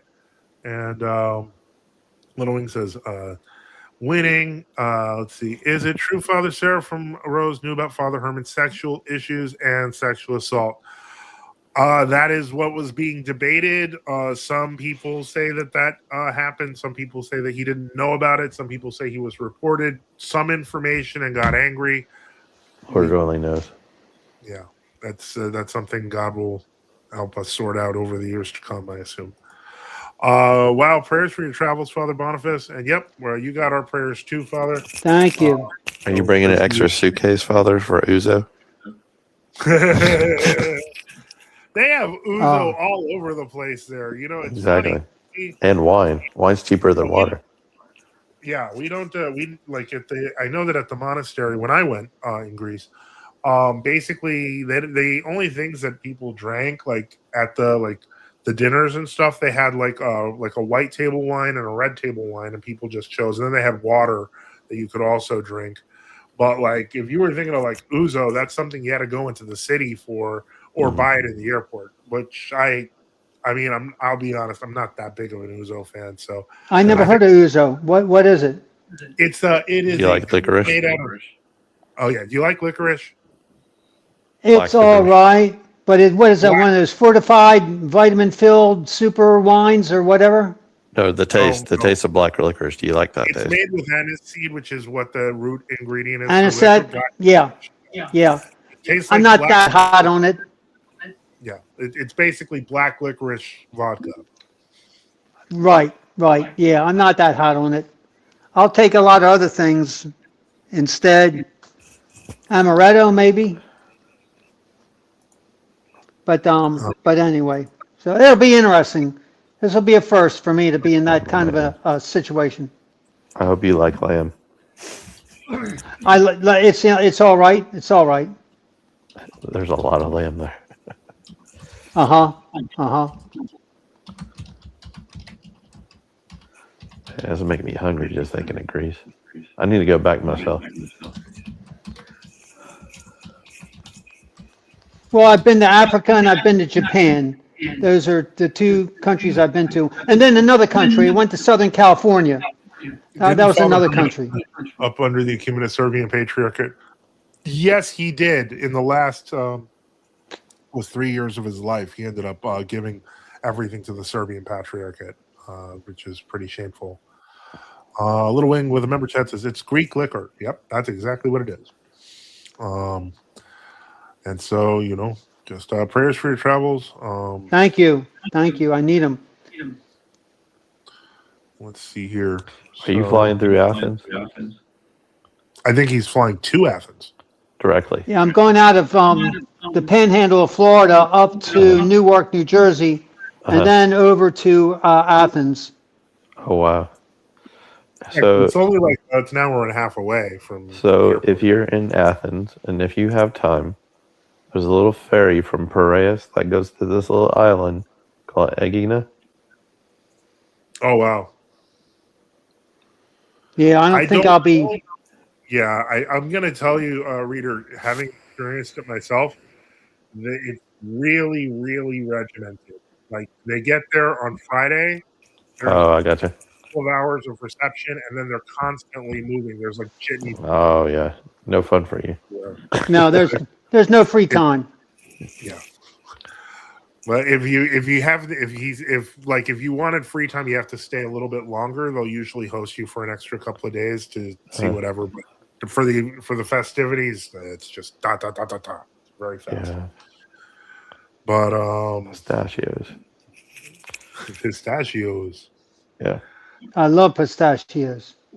That's what Aegina is known for. Well, I was Really? thinking of St. Oh, uh-huh. Macarius' tomb. Is it there or no? Yeah, it's also Saint Nick. Yeah, but he's the one who brought all the pistachios there. I did not know that. Oh wow. Yeah. Okay, that's kind of awesome. I have some pistachio trees on my property. Wow, I did not know that either.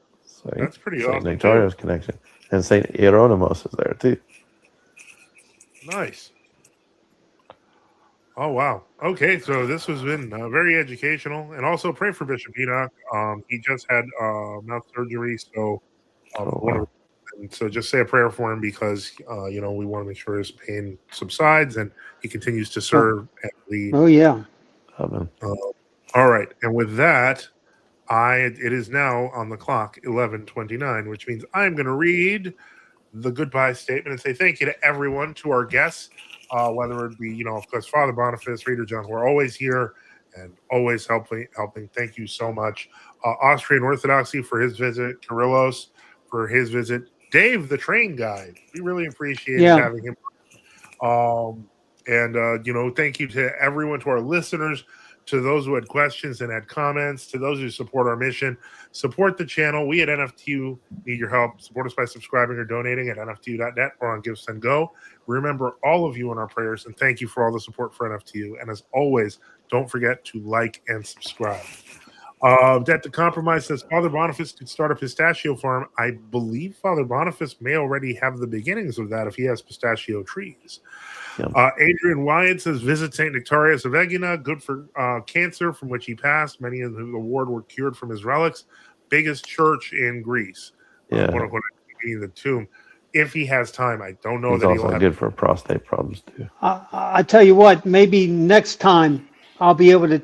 I'll know my way around, and I could go early or stay late or whatever with possibly Reader John with me, and we could do all kinds of cool stuff. So we'll see. Glory to God. Little Wing with a good night message says, thank you, God bless all. And everyone, thank you so much. May God bless you in the name of the Father, Son, and the Holy Spirit. And don't forget, Christ is risen. Truly he is risen. Truly is risen. Truly he is risen.